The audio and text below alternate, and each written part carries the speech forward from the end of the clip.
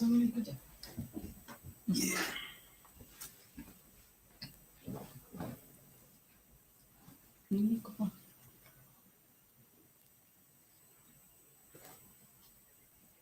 So we're going to wait for guys to come in. We're live already. You're live. Man, I'm fixing my...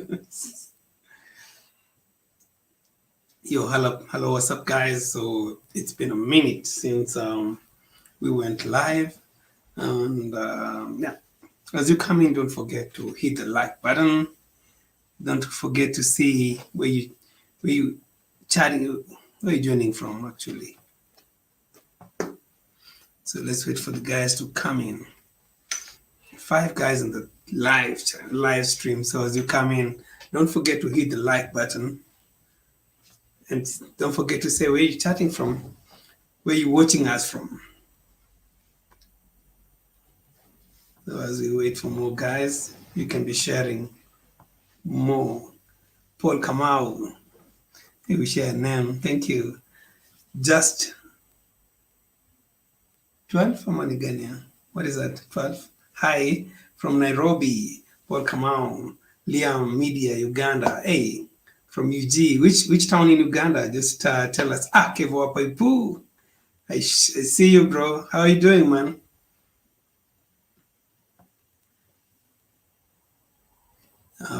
So Liam is watching us from Uganda, the land of Matoke. Good to see you. But Kevo, as always, man, this is a brother who always support like so many YouTubers from Kenya, bro. Anytime you'll decide to start your YouTube channel, bro, I'm telling you, you'll get a lot of support from us as well.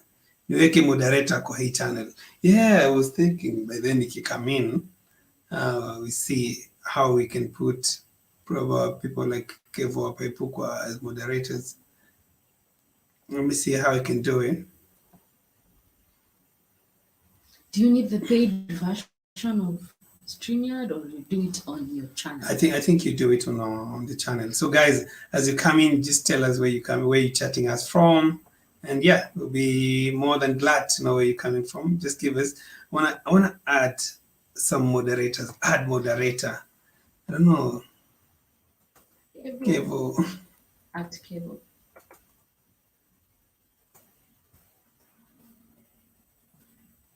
I mean, guys, before we come back. Not give up people. I think we have to take the channel link. So let me just go back to the comment section. So you can be reading my comment. So you have 21 guys on the live. So it's been a minute. Ongera Moses says hello. Hey, Ongera is the guy.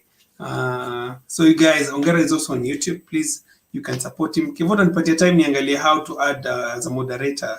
I know it is in YouTube, but I don't know if I take the name or the link of your channel. So Ongera, guys, you can support Ongera. He has a very amazing channel. We have I'm Kaka Hebro. I love your work. A lot of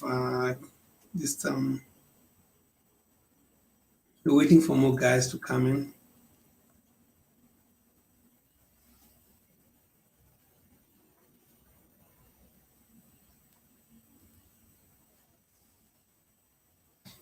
What afanya baadaye. So yeah, tuned in from Mombasa, James Ogola. When are you guys going to Ghana? His Holiness. I hope by March I'm really hopeful. I was to go the last week of Feb. Then I don't know, I couldn't get authorization from the work, my current workstation. Actually, Wodema has been telling me anytime I'm ready, I just let him know when I want to go. But every time I want to go, something new comes up at work, and it's been really hard for the organization to give me my leave. So yeah, that has been my major problem. So, but I really want to go to Ghana, especially right now. As I've seen you at Leeks Restaurant Ruaka, Nahashan. Yes, that is my lunch place. Hello, Harji Ali. Thank you. Hello to you. Irene Zab is here from Nanyuki, a new sub. Thank you. And guys, I want to say thank you and a lot of what do I say? I just want to say thank you, a lot of appreciation for the love. Over the last few weeks, we've really grown. Just the other day, it was 42,000 subscribers, and right now we at 45. And I see live, this is Africa on the live. I just got finished being interviewed by African Fan Tribe about 30 minutes ago. So how, was it on the channel or your channel? I have to go and watch it out. Sorry, bro, I missed out the live. It will be great when you go to Ghana. Yeah, I really, really want to go to Ghana. And you guys can. So when I go to Ghana, you guys can give me hints. What do you guys want to see from Ghana? Let's say if I go next week to Ghana, what do you guys want to see from Ghana? Probably I can go next week if possible from my work. There's a guy in YouTube anaitwa Dennis the National. I don't like that guy attitude na mbio anakuja nayo YouTube. He makes good content lakini ajipangi. Mentor some people like those bana. I don't know. Some people like him. He has about 17,000+ subscribers. So if you have 17,000 people liking you already, it's yeah, it means he's doing a good job on a good extent. So Africa, this is Africa. It's pre-recorded for this Friday at African Travel. Okay, then I will stay hooked to see. So will it be on your channel or on their channel? I would like to know that. So Kevo Paipu, yeah, I'd like to put you as a moderator. Smash the like button, guys. Do the 5. Please, as you come in, just like the button. And yeah, tell me something unique about Ghana that you guys would like to know. And as well, Kenya. So there's something new I want to come up with. And it's something that hit me. It's something that hit me today, like this week. I want to do something in every other town and come up with something new. Probably you guys can help me come with this term, because I want to make it as local as possible. If I have, let's say I come to your town, because what basically I've been doing is I come to a town and I do the channel alone. So I want to have something like, I come to a town, I meet somebody, an expert of the area, and he takes me around the town. It's like, show me your town. So let's say if I come to, let's say, like my town where I come from, I know it better than anyone. And if I come, let's say, to Kitale, and I find somebody from Kitale, and he shows me like all the nitty-gritties and everything about Kitale, like he takes me around, and I'm looking forward, like, what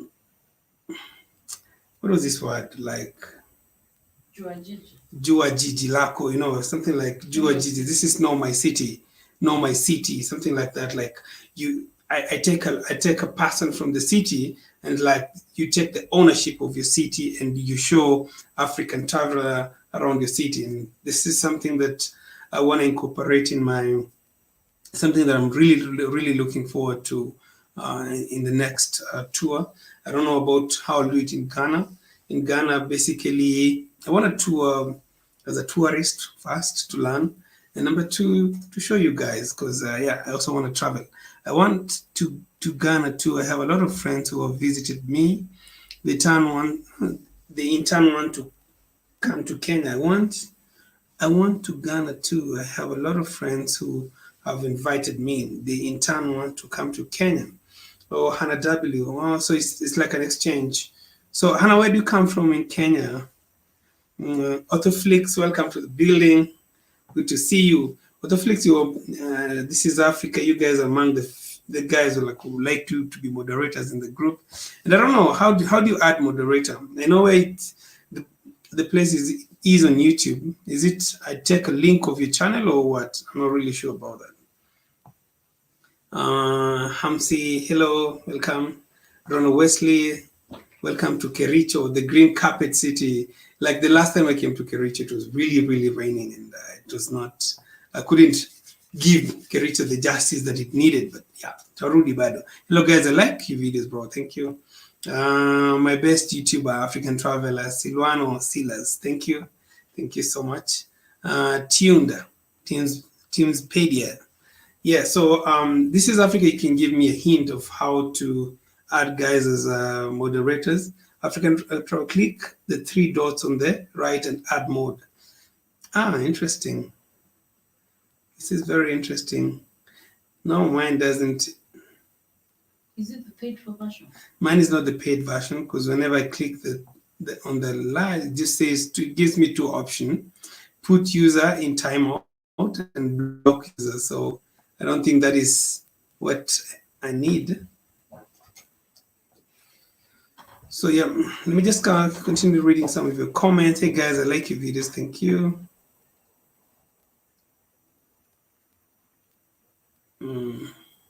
Thank you, Grom Humble. From Kakamega. Yeah, I didn't go to Kakamega Forest, and there's this place around Kakamega, the place in the jungle, Rondo Retreat, if I'm not wrong, is a place I really want to go as well. Welcome back to Kimilili, Bungoma County. Man, yeah, I have an uncle in Kimilili. Actually, the video shot in Kimilili, who came to visit my uncle, and yeah, that's the time I shot. And probably the next time I come back, I'll take some drone shots of the area. You make awesome content, man. Keep pushing. Big fan. Thank you. Maxon, this is Africa. Hi. So, guys, this is Africa also has a very great channel. You guys can follow. Okay, you have to know, you have to go to YouTube Studio in the community settings. Okay. That's where you are. As an upcoming creative filmmaker in 3D animators, I will get a chance to work with you.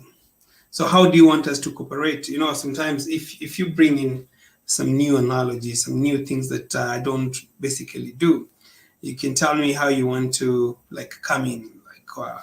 What do you think you can add to the channel as well? It would be great.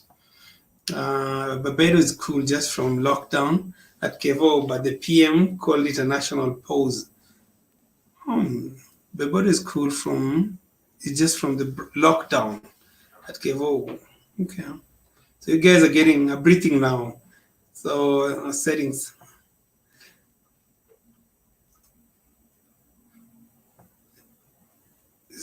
Sorry. West Mark saying hi from Miami. Thank you, West. So guys from the states are waking up. Mungai, God bless you and your family, you too. I see you have a partner besides you on your picture. Say hi to her as well. So guys, basically I'm looking for this word. And if you guys give me this word, I will be really glad. Like a very unique word whereby if I go to your city and I represent it, you know, and probably take a local from the area, if possible. Like I'm looking for a very nice word. If you guys can give me hints on the same, I'll be glad. I'll probably can give you guys a prize. But yeah, I've been thinking of some words, but I want to Africanize them, in some way. Sabt, thank you so much. Ras Progress, greetings from Pittsburgh, Pennsylvania. Just getting back from snow, Buffalo, New York. Yeah, guys, there's a guy who shares with me pictures of how it snows in the state, and wow, it's crazy. And hello, African Traveler, give me a shout out. I'll appreciate. Morris Giant. Instead of a shout out, let me just I'll share you guys a link. African Nana, are you able to come live and say hi to my fans as well? Bear. The link. Where do I share the link? So Maurice, African Nana, Autoflix, Kevo Paipu, you said this time would like to link us. So you guys can come. I'm not sure. I want to share the link on the live, so you guys, if you feel like you can join, just click on the link and yeah, let's make it exciting. I don't want to make it about me. So that is a link. If you want to join the live, please click on the link. I don't know. Go and like a magnetic of it. I don't know that guys can see us well.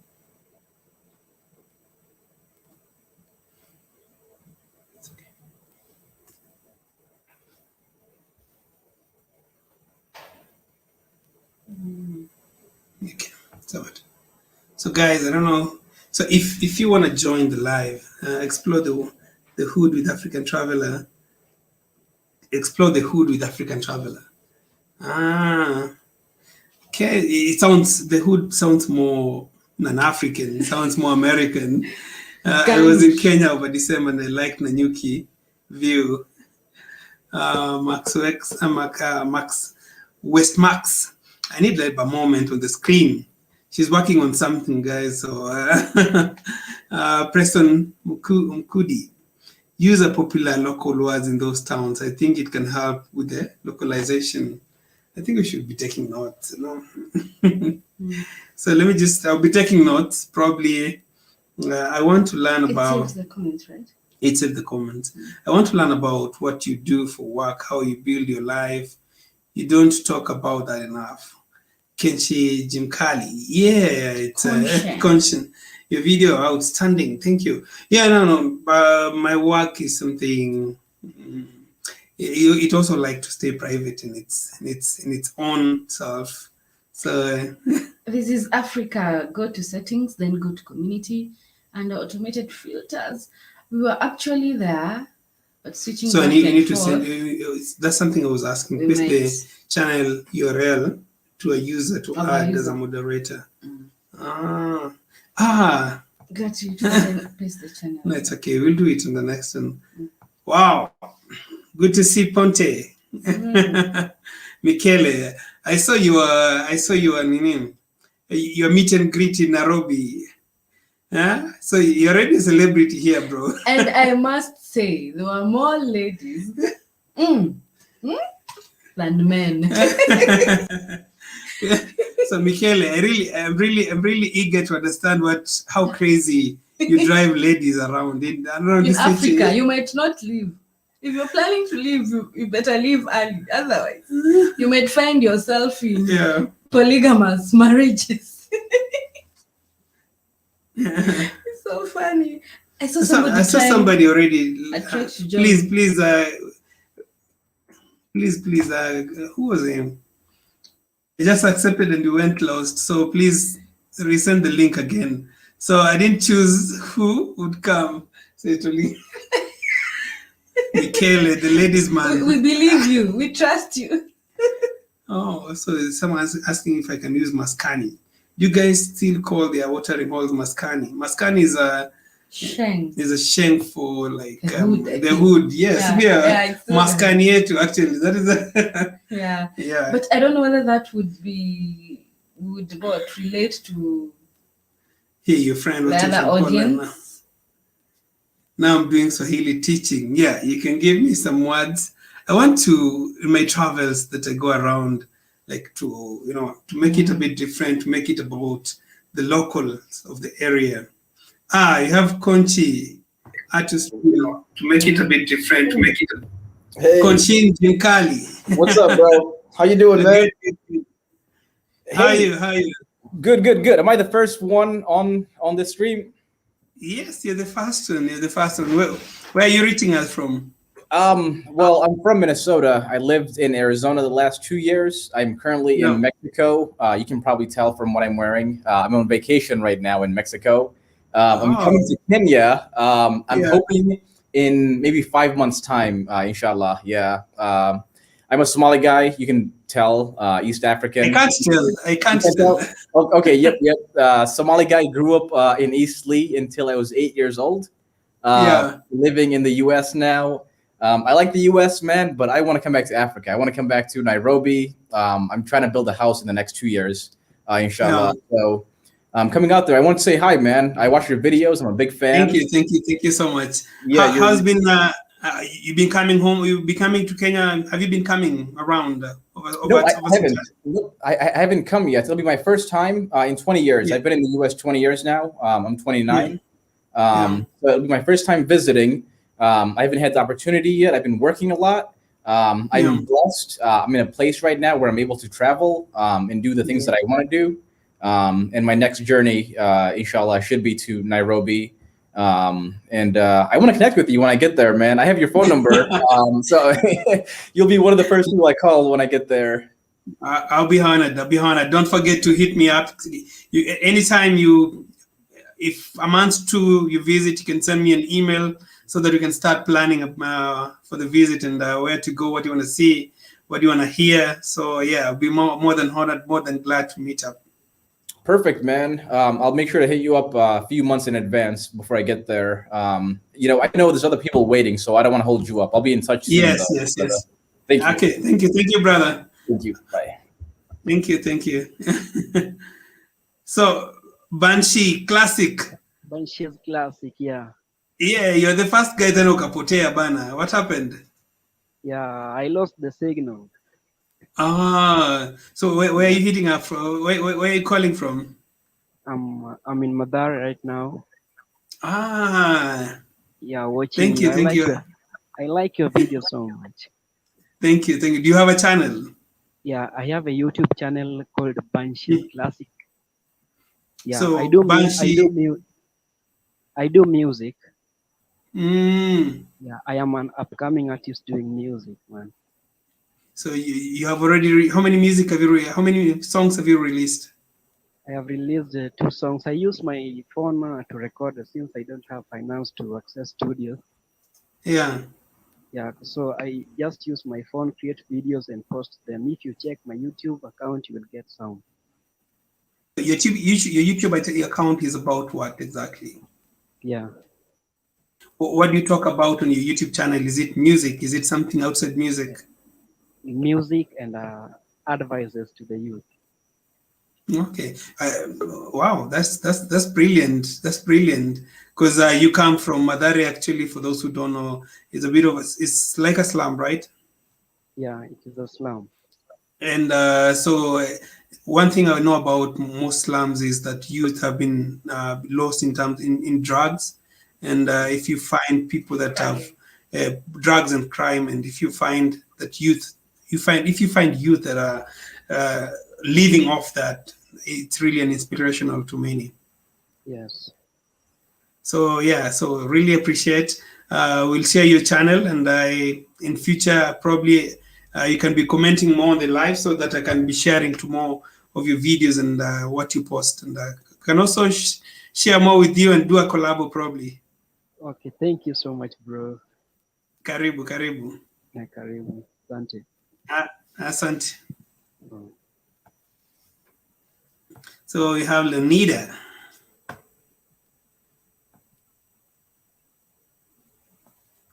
Hello, Lenida. hi. Yes. Where are you calling? Where are you reaching us from? I'm in Saudi Arabia. Saudi. Wow, how's everything there? Everything is cool. We are just managing it. Did you guys have curfew and stuff? Yeah, there was. You had lockdown. Yeah, there was lockdown, but you know how as house helps, we are just in the house. We don't go out rarely. Yeah. But then there was a lockdown. But now I think it is easy now. Okay, yeah. Tuambie mazuri ya Saudi ni gani sasa? I just long to come home. How long have you been there? Actually, I've finished 1 year and 2 months now. Without coming back home? Yeah, actually, you don't come back home until you finish your contract is when you come back home. Wow. And your contract says how many years? Hey, my contract is just 2 years. I'm just counting now. I'm counting 9 months now. 9 months? Just 9 months to go down the line. Where do you come from? Which part of Kenya do you come from? I come from Kisii. Oh, Kisii. Nataka kwenda Kisii. Like, I really want to go to Kisii. I really want to vlog. You really need to go there and take matoke from there, you people. Yeah. African. This is Africa as a wife from there, and he told me as soon as I go there, there's so many things I need to do from there, especially matoke here. But I really want to go to Kisii. It's one of the biggest towns that I haven't explored, and yeah. So I hope you're not getting harassed. No, I'm absolutely very fine, and I thank God for that. But many are going through hell. And I'm just glad you're not one of them. But we pray that we make our continent great so that we don't need to go. Right? Kenya yetu. Kenya yetu. Kenya is our country, but then we'll come back home. Actually, I long to come back home. Yeah. Okay. Yeah. I appreciate Sana. Thank you for your time and have a great time. Yeah, you people, you do inspire me a lot. Actually, I do follow you a lot. I have a couple of YouTubers, but not all that I follow. Kuna wachache na follow, but you are doing great. Thank you. What do you like more about the channel? I like you people when you travel, you show us animals, places, beautiful places that are in Nairobi that we don't know. Actually, I just also wish one day I will also come back home and do the same thing that you people do.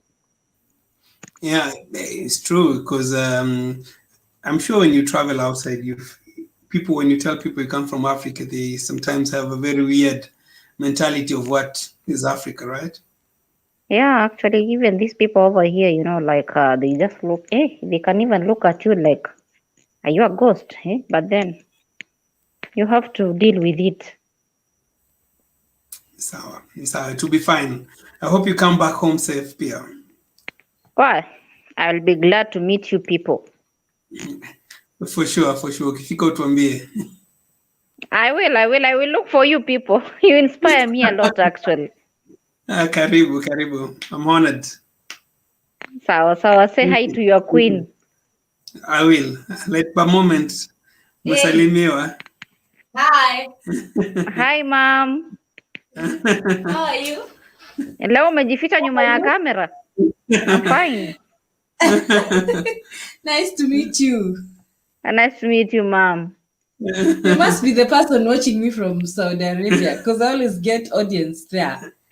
Yeah, I am a fan and I will continue being one forever. Thank you very much. We appreciate.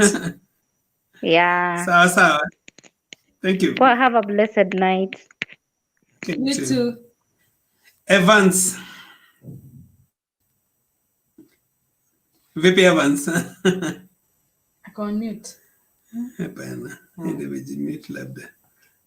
We can't hear you. We can't hear you, Evans. Yeah. Can you hear me now? Yes. Kabisa. Okay, sorry. I was saying I didn't realize I was going to be part of the chat. I was watching on YouTube and I clicked this link and wow. Okay. It's nice to say hi. I didn't even realize you were doing this today. It's usually do one weekends in a while. It's not something that I usually plan. But yeah, sometimes I miss you guys and just like to get one-on-one, know what you guys want to see. So where are you calling us from? I'm currently in Nakuru. Yeah. You'll be my neighbor. Yeah. I was actually watching your video from the other day from the house. Yeah, so that's nice. But I think watching you, I don't know, a year and a half, 2 years ago, I can't remember. The first time, I used to watch Wodemaya, yeah. Then I think, I don't know if your channel came after or before you guys met up, yeah. So because it was after that I started getting recommendations for your channel. Yeah, but I was also in China, or at least. So right that's now how I came to the channel, because of the recommendation and stuff. Yeah. So right now you're in the country, right? Okay, yeah. I mean, like since COVID happened, we've been home. Borders are closed. Yeah, so just taking it one day at a time. But yeah, I think I watch your channel often. Thank you. It's Thank nice you. what you do. So yeah. Thank you. Thank you. Thank you. I'm honored and I'm grateful that you're moving to Nakuru finally. It's something that my parents really love the place, and yeah, it's usually a very cool place. And yeah, banana. I don't know which side of Nakuru you come from, but I really love the banana place as well. Yeah, yeah. I didn't. I had no idea you're from Nakuru. I just knew the other day when I saw the video. Maybe I didn't see No, no. videos. I was from LD for a long time. Oh, right, right. Awesome. Yeah, so yeah, but we have some properties in Eldoret, Yeah, and we also have that one in Nakuru. But my grandma lives around Gatondo here. right. Yeah, but keep doing what you're doing. Thank you. You're one of the realest YouTubers we have in Kenya. Like what you show, how you present it, how honest you are. Yeah, so that just keep going. I believe the channel grows because been here since the channel was like unknown, and now it's like I don't know, a My few day one. thousand people. Yeah, that's nice. Yeah. You started watching me when I was not showing my face, or what? There's a time I never Yeah, I used to mean, show my like, face. yeah, I don't even think you're showing your face now that I remember. And even the editing, you aren't doing it. It's just like, Yeah, just shoot. like Yeah. straight. Yeah. Yeah. Anyway, cool. I don't want to hold up the line. I wasn't prepared for this, but anyway, cool. Okay, Sasa. Thank you. Autoflix. Yeah, yes. How are you? How are you? This is my brother. Autoflix has a channel with the same name, so this is his channel. And yeah, so he's a brother. He's a Kenyan brother in Barbados. Yeah, I finally get a chance to talk to you. Thank you, brother. So one funny thing is, you can stay in Barbados for 20 years. You'll never take their accent, but if you go to US for 2 months, you'll come with American accent. For me, it's sad for me to fake unless I stay here for long. So maybe I'll adapt it. Yeah. So tell us, bro,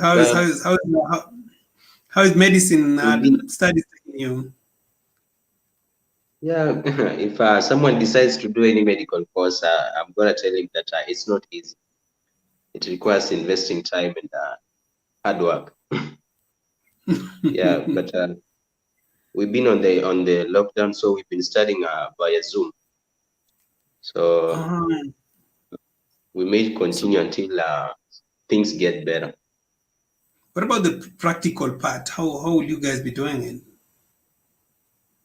We have YouTube, the YouTube videos. YouTube helps. Yeah. Yeah. Nice. So how long is gonna be your studies like over there in Barbados? I'm supposed to study for 5 years, 3 years in class, and then 2 years clinical rotations in US. Yeah. Yeah. Wow. Then you're gonna come back home, or do you have other plans? Maybe it will depend. If I find a job here, then it will be actually better, so that I can invest back home. And do they give like work permits as easy as it comes? As you go, No, there's a certain exam you need to sit for. It's called USMLE. That's it. It's only applicable for those people doing medical courses. So you do it, and if you pass, you can work anywhere on the American soil. Okay. Wishing you all the best, but we need to see you back home as well, Pia. Yeah, actually, I'll do come back. You can tell people about your channel. It'll be awesome. Yeah, I'll be glad if they check me up. Autoflix, the name that you see displaying there, and you'll meet amazing content there. For those who have any questions, just post, type in the comment section. I'll get to you. Yeah, so Autoflix is one I say is one of the greatest supporters for especially Kenyan Kenyan channel, like every other Kenyan channel that I see, he's always supporting. It's like Kevo Paipu as well, and This is Africa. The guys who always support, and man, I really, really appreciate. Please show the brother support. Check out his channel, and yeah, so let's push this movement. Pamoja. I haven't shaved in a while, so if I'm not shaved, I normally don't like appearing on the camera. So how was the lockdown over there? Like, you guys could not go to the supermarket?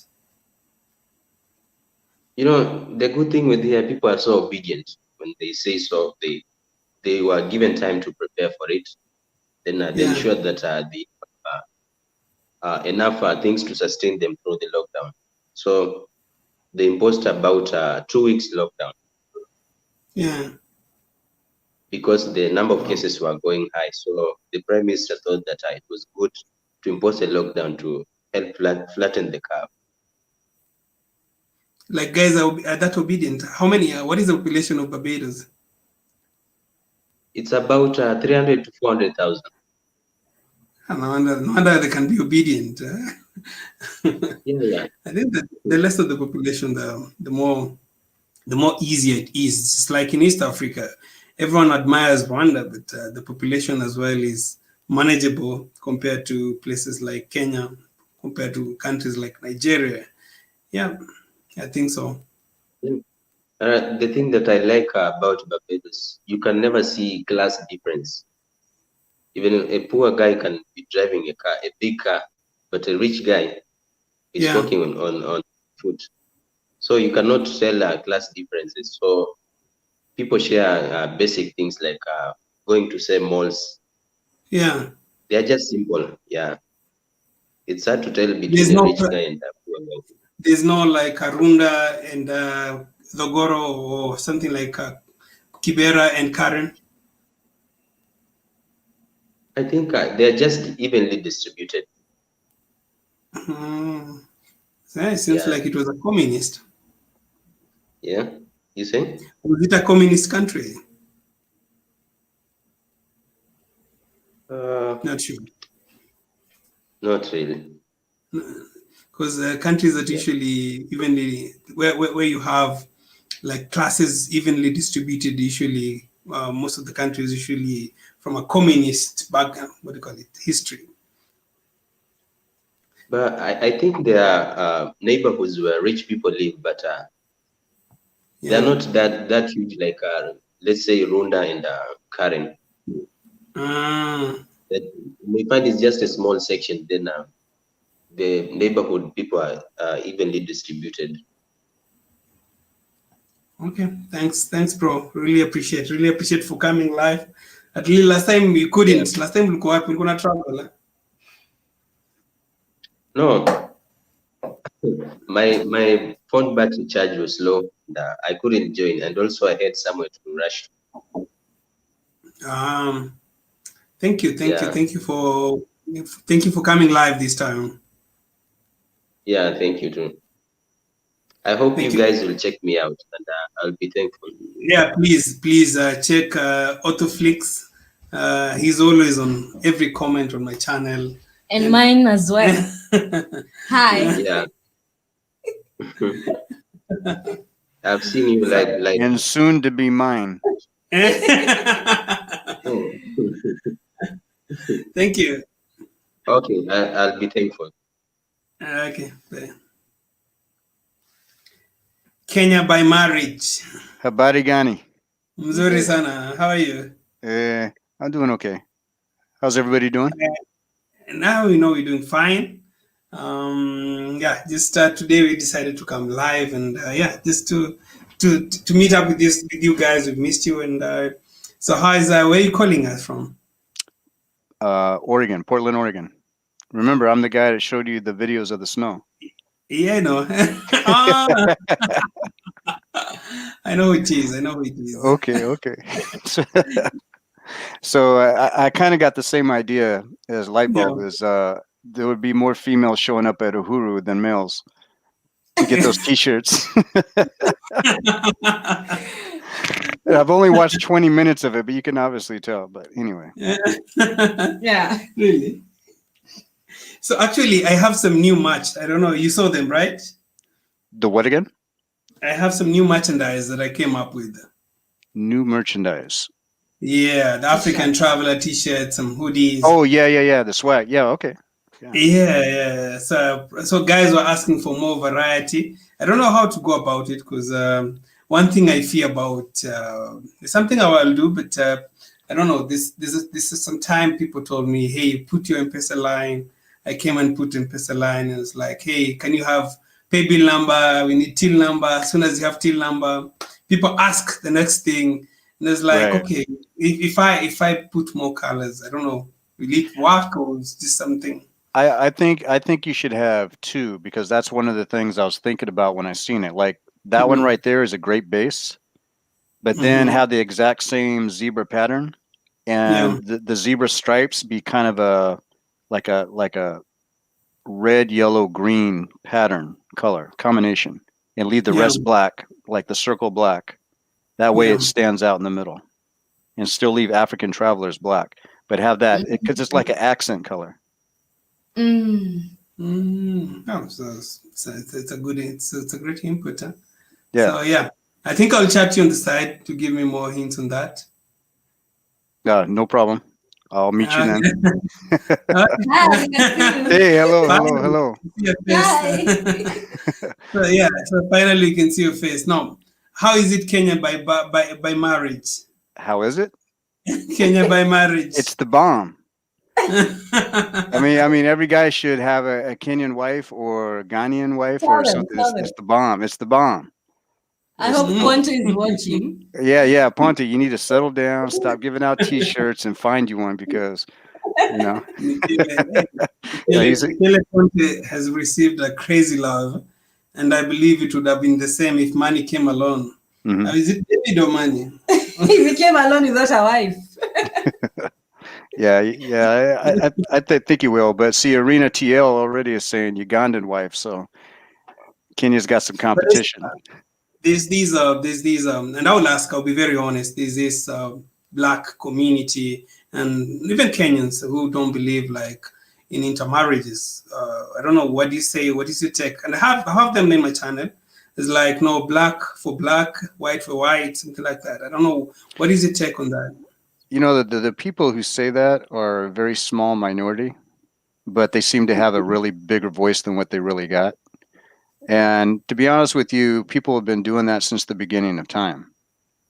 You know what I mean? People have been intermarrying, and we're not really a different race anyway. We're all the same race. We're different ethnic groups, and people can argue that point all they want. I could care less. But really, why feel threatened about who somebody else is dating and who somebody else is marrying? It's not you, obviously. You have your own preference, so stick with that. Let other people do their own thing, because at the end of the day, they're not hurting you. Yeah, it's because sometimes, and I saw it when I did a video with Ponte. I saw some very racist comments on the comment section, and it got to hit me. Also, the second video was about a Tesla. You know, it was the first Tesla in Kenya, and somebody was like, "Hey, it's not Kenyan owned. Why should you shoot?" It's like, I saw that one. Is it a car that I'm shooting, or is it the person I'm shooting? And yet, and I can say that for me, somebody like Ponte, he's done a great job showcasing this country than most Kenyans themselves who've done it, and like showcasing the different parts of Kenya, the better part of it, and as well as sharing his own input on the areas that we can improve in. But some people don't. Well, you know, I think the big appeal, what you're talking about there, at least the way I see it anyway, is that when you have somebody coming in that's not from there and they're speaking a positive narrative coming from their own voice, their own mind, their own lens, it tends to attract people. Now, there's another guy that's actually from Portland, Oregon, where I'm at right now. You know, Justo, the white guy who could speak Swahili really good, and he has a couple songs. When he first started out on his YouTube channel, because he learned how to speak Swahili, everybody was going to his channel because it's a Mzungu cooking ugali, First time having a Kenyan girlfriend or whatever, you know, that type of stuff. And everybody was just attracted to it because it was different. Yeah. He's been on the Churchill show. And when he's at the Churchill show, people in the audience said, speak Swahili, don't speak English. You know, so Ponte's just doing something different that people are not used to seeing. The Mannings are doing something different that people are not used to seeing. So, you know, go ahead. I remember we also had some touts, you know, this matatu makanga, we call them makanga. Mm-hmm. These are people who, how do you call it? People who charges, like they charges the fare on the bus. Yeah, we used to have some zungos in it, and it was a sensation on the TV. Yeah, two ladies doing that, right? Yes. A younger lady and an older lady, and me and my wife actually ran into the younger one. She's been on, the younger one's been on, I know for sure, on Churchill because I've seen her on there. Yeah. And what she also does on the side, she also does, I don't think it's Uber, but she does like private tours when people come into the country. And she was doing that at the Giraffe Center. So me and my wife passed her up at the Giraffe Center.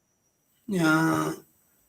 Okay. But I see I think racism, sometimes, like in Kenyans, we don't really understand racism to that extent, like how a black person will understand it in the US. And that's why you'll see most Africans having no issue with whites, not because of anything, but the major problem Kenyans and Africans are faced in on a daily basis is because of the political systems, you know, and the pictures we have in our eyes, in case a road is not built, in case people are arrested illegally, in case we don't have free and fair election, the people who we see, these are our leaders. And those are the reason why we sometimes get mad. That's the reason why we feel like unprivileged to get to some extent.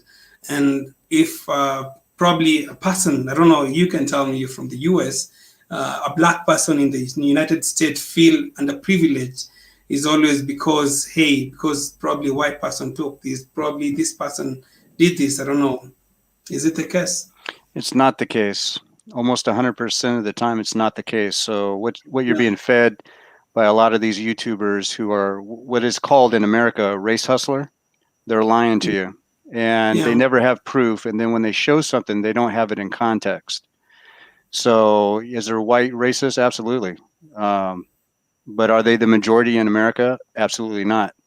And then you have a lot of white Americans, unfortunately, that are just dumb as nails and will say anything to please somebody else. And it's just ridiculous.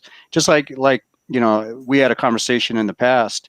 If you're white and you kneel down and say, you know, I'm sorry because I'm white or I got white privilege and stuff like that. If you have to kneel on your knee because you're white and say something like that, that means you actually did something. I'm not guilty of anything. I'm not getting on my knees for anybody or for anything. So if you got on your knee, you're one of those people that actually did something, because I'm not going to believe that you're getting on your knee out of fear. You know, and racism is a joke. But unfortunately, people are making money off of it. Political opponents are using it to their advantage. And at the end of the day, they're just making money. That's why you have some YouTube channels out here with 1.3 million subscribers, 500,000 subscribers, but that's about all the subscribers they're going to get, and they're hustling racism to make money. At the end of the day, it's all about making money. To me, they're like crooked preachers in a church. Wow. I wouldn't, for fear of contradiction, I wouldn't like contradict on that. And I wish I had an American a black American who had who would like to argue on the same, so that we can get a clear picture, a different opinion. But whatever you say, for me as an African, I would say yes, it makes sense. For a black American, I don't know, because and as I told people earlier, Africa was at the same level as Singapore at some point. You know, people like Hong Kong and stuff. At some point, Kenya was way ahead of Singapore, and to poor leadership, we are here today. We regressed because of our poor leadership over time. And for me, somebody to say all this is because of, this other person and not look at my leader, at some point I find that deceiving. Like I have the person who has led me is the person I'll ask, why are we not developed to this level? Why are we not having this and that? And that's why I'm saying here again that racism, probably as soon as you leave the continent, is a big African problem. But in the continent, racism is not among the key issues that we face. Is right, because racism in Africa is an import. Somebody else is bringing it in. It's not coming within Africa, and that's what I've noticed going in and out of Africa, and everybody I've spoken to. Just like I told you, I got out of an interview. I was interviewed like about an hour ago, and part of the conversation that we're having is that. Well, I just lost my train of thought because I was trying to read the comments while I'm speaking. Sorry about that.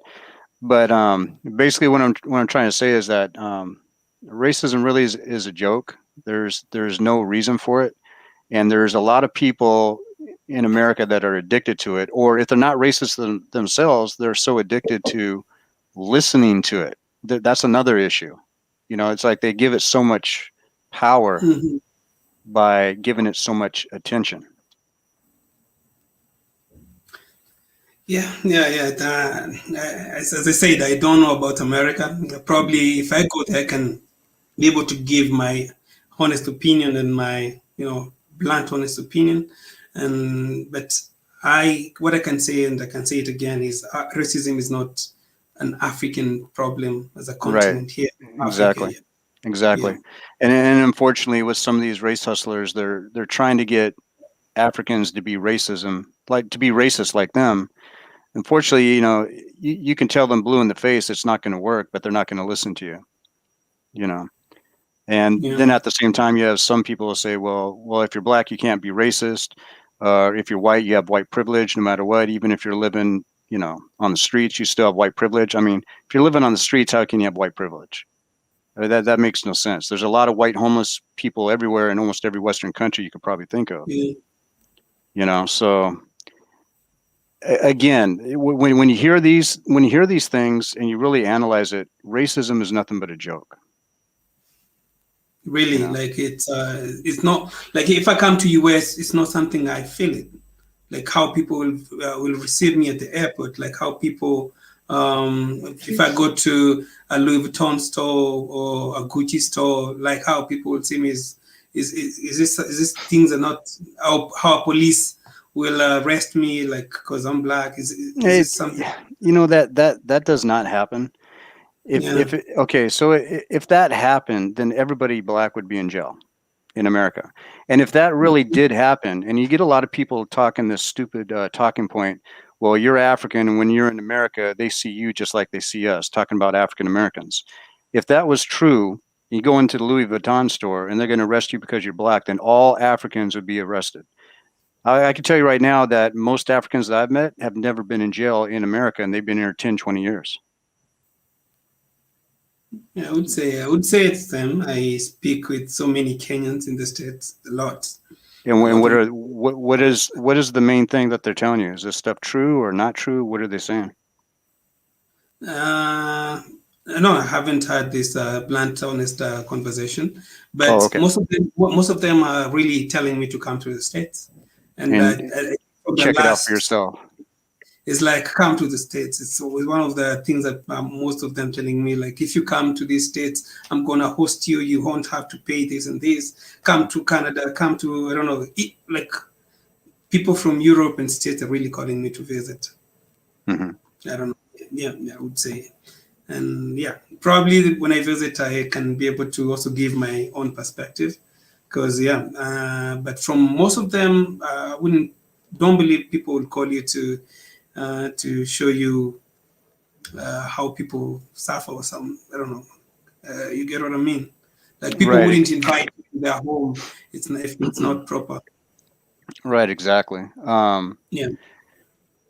Yeah, it's also a conversation I don't like to have because it's exhausting. You know, I might talk about it every once in a great while because, you know, whoever you're around might bring it up or something like that, or it's part of the context of something else that's being said.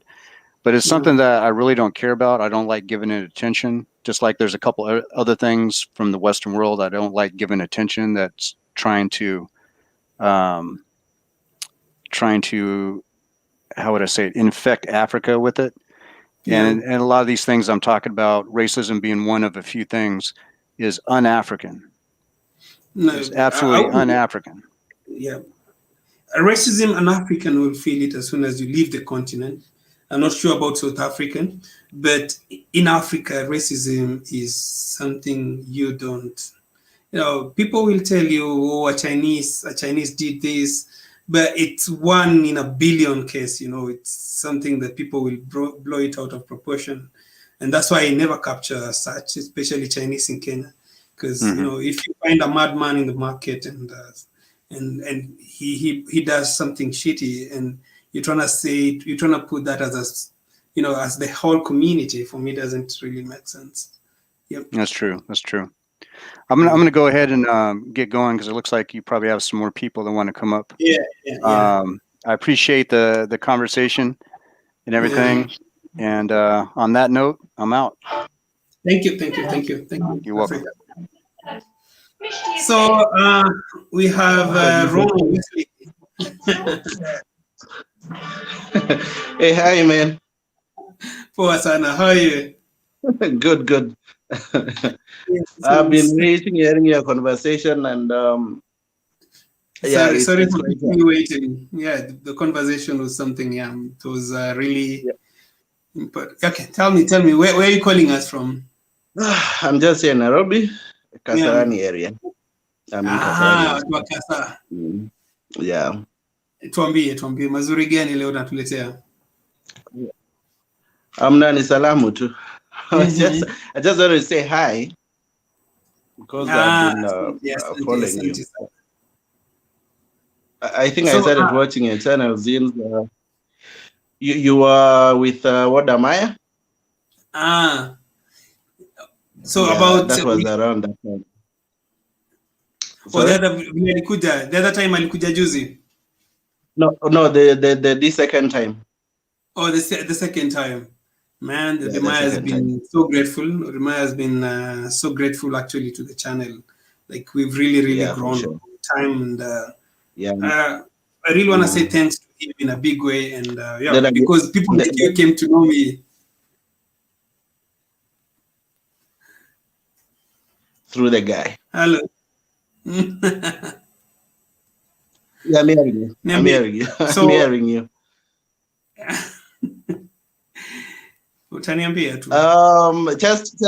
just wanted to say hi. I've seen you, and I think I'm grateful. Thank you for taking your time to join me on the live. I really appreciate the support that you guys give me. I don't take it for granted. Nashukuru sana. Salimia familia. Nilikuwa nasikia ukiongea in the background.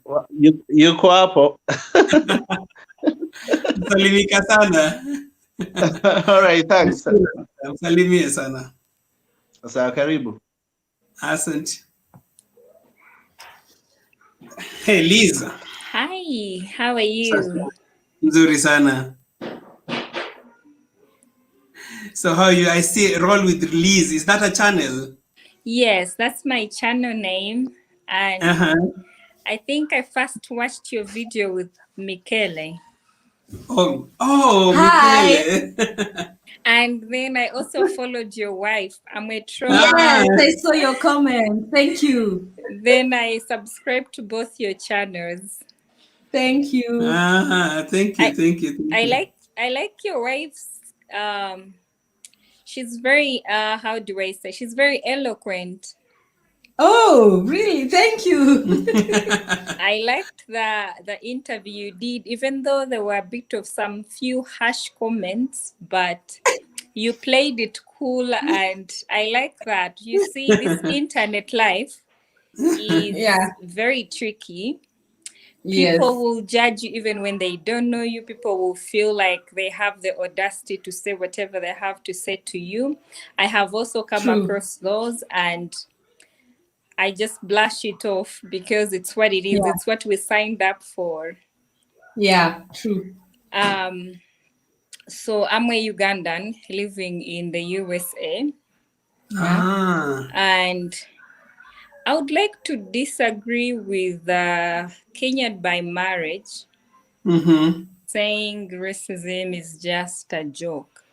You see, we all have our own personal experiences and we don't come out to say them because we don't dwell on them. That does not erase the fact that we are not going through stuff. So it's not right for me, for example, to come out and say racism is a joke.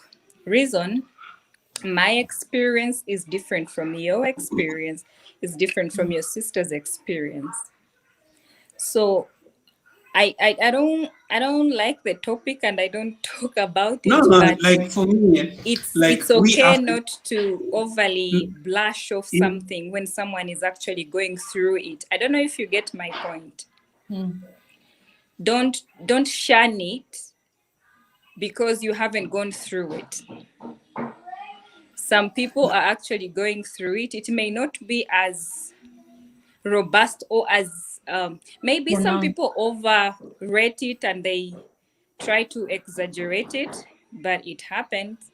And I personally, my experience is different, but it does happen. I have personal family and personal friends that have gone through some challenges. And like I said, it depends on how you handle the situation. Just stay out of trouble and know that not everyone will like you for your color, for your height, for whatever reason. And you will survive wherever you are. My sisters, my brothers who live in the diaspora, just stay out of trouble. That's what I would say. Be in your house, drive to work, come back home, be nice. Don't talk back. Like, try to just not be in trouble. Although it's hard because sometimes they target you, and I've seen that happen. So yeah, it's a tricky topic. No, it's not tricky. For me, like a person like you who've experienced Africa and who's experienced the US has a first-hand experience on the difference. And as what I told Kenya by marriage is racism for me is something that's not an African, like if you're in the country. You see, for us, we don't know what it is. Now, for We me, don't know. It's not we have religionism. I say we have tribalism in some countries, and we have religion in some countries, and politics. And we have nationalism. Yeah, so racism is not anywhere in an African context. It is taught to us. For you guys, but for you guys, for you, a person like you who've left the continent, and that's why I told Kenyan by marriage that I cannot speak as for an American black family because you can tell me is it something that, let's say, in a week, if I go to work or to the mall, or is it something that will be profiled? Yeah, it's tricky. See, there's that story. If you, and this is somebody that shared her story. She said they were, so here how they do mortgages, you pay down payment and you own a house, but you keep paying the bank. Most of the things are like that. So they wanted to pay off their house, her and the husband. So she's black and the husband is white. So they went and they wanted to find out the value of the house. And at one point, when the husband went alone, they gave them a good price for the house. They wanted a good price, a fair price for the house. When later, when they learned that the wife is black, they raised the price to a point where they could not actually afford to pay off the house. And that happened because when they came to check the house and tour, they found pictures of the wife in the house.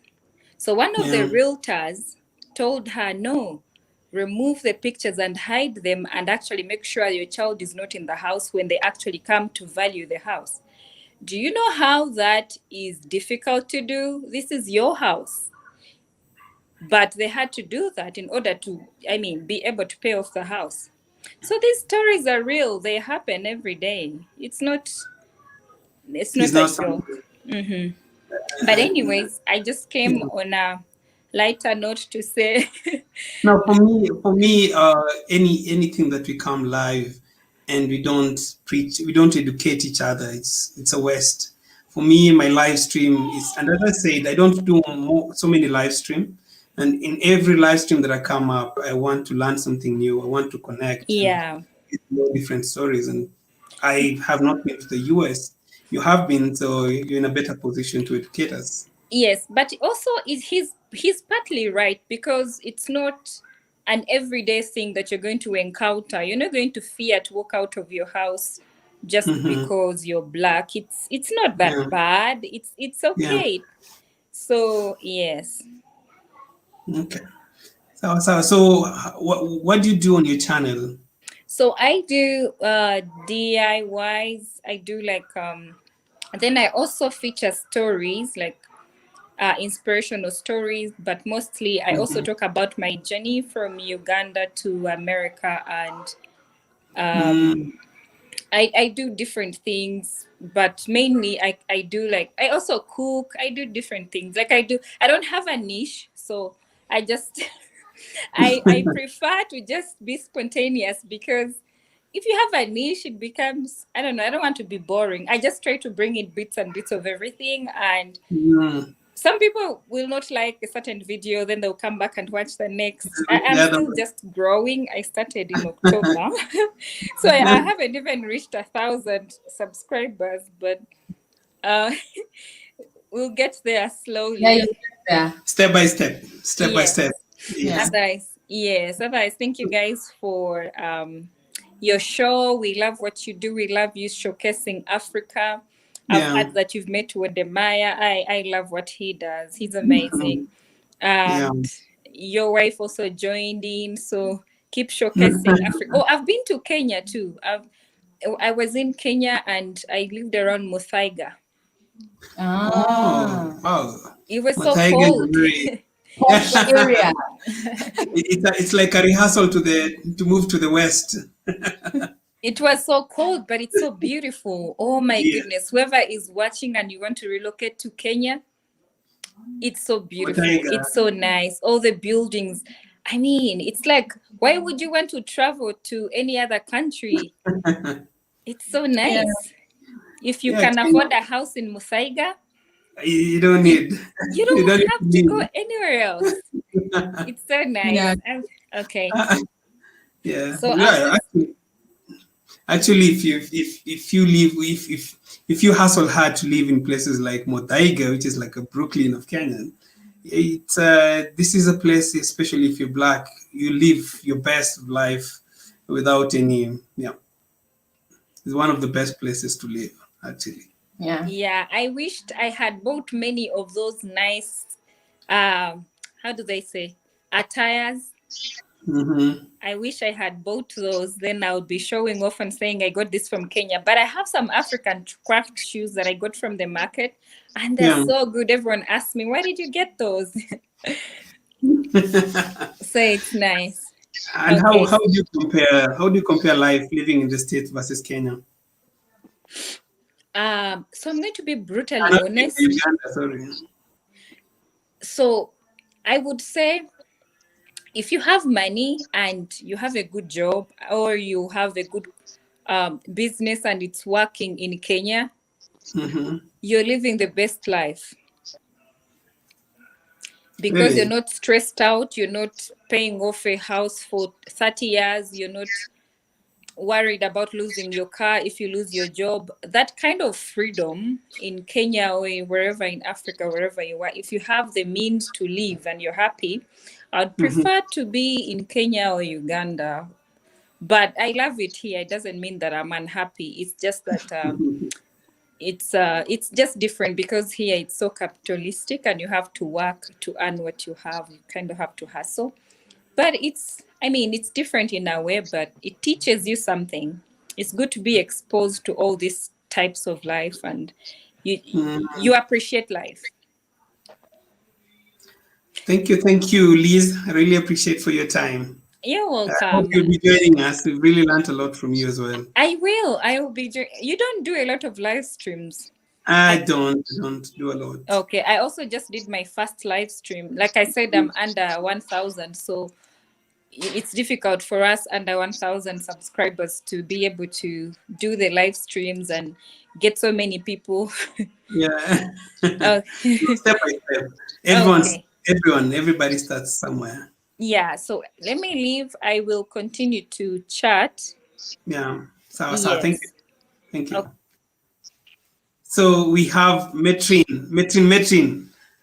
How are you? Twice. Kuna mtu alinipigia ikabidi nitoke kwa hewa.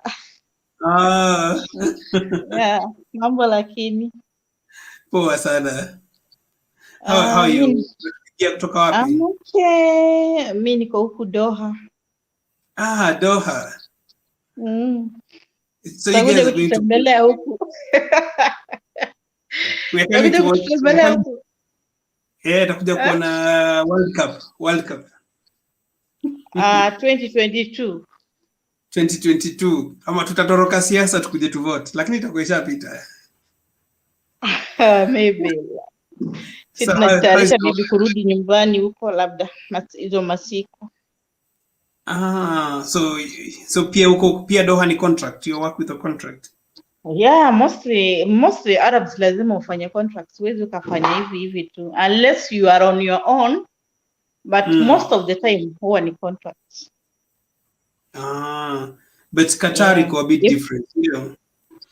You can't really compare huwezi compare Qatar na Saudi Arabia, like the situation am I still the same? Yeah, lifestyle, let's say, see most of it is same. I can say because hata nimekuwa Saudi Arabia, nimetoka huko nikakuja huku. So lifestyle is not that almost the same, because though the rules are the same because it's a Muslim country, but you know, most of the time mtu unaweza ukatoka uende, lakini mostly in Saudi Arabia it's as strict. Kama umeambiwa ni nyumbani. Nilikaa Saudi Arabia for 4 years, I think, for 4 months. Ilikuwa mfululizo. I never went outside. For how many years? 4 months. Wow.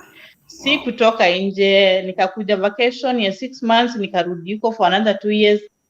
I never went outside. So somehow it's so strict. Yeah. Lakini ukipata mtu mzuri, anyway, in one way or another you can be somehow comfortable. Lakini ukipata yule tena mbaya, life will be hell on earth. Yeah. Okay. Sasa amefurahia sana. So now, when are you planning to come back? Nimeona ukiwa live, though nilikupata ukiwa na I found you when with Wademaya. So sijapitia videos zako mob, ni ile tu umeshoot juzi, sijui ile ya construction ndio nimewatch, na kuna nyingine bado, but if I find time I'll go through it, but I can say you are doing, unafanya kazi poa. Nashukuru sana. Nimefurahia. At least umesubscribe nilisubscribe kitambo, zile za nilikupata kitambo sana. I can know if kama naweza nikasubscribe ule mtu mwenye sijui. So Mkenya mwenzangu, jamani, kupromote kazi yako siwezi nikakosa kusubscribe. Okay, sawa. Nashukuru sana. Unainua mtu. Sawa, asante kuongelesha. So we have Injera Chatter. Hey, African Traveler. I don't know if you can hear me. Yes, I can hear you. Yeah, I just wanted to say thanks for the shows. I mean, I follow your YouTube channel. I'm not a commenter on YouTube, but I appreciate what you show from a genuine standpoint. I think it doesn't feel very commercialized when you present. It feels very intimate. So it stands out from a lot of the other channels that I follow from the region, from Africa. Thank you. You didn't tell us where you're watching us. Where are you calling from?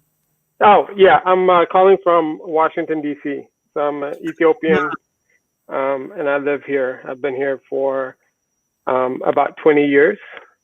From Ethiopia? Yes. Wow. And yes. I've also spent quite a bit of time in Kenya years ago. This is like 20, 25 years ago.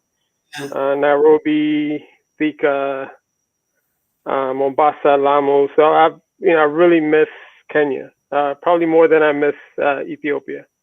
Why? Yeah, I went to school in Form 1 in Thika. So I guess that would be like 9th grade. So when I was a young kid.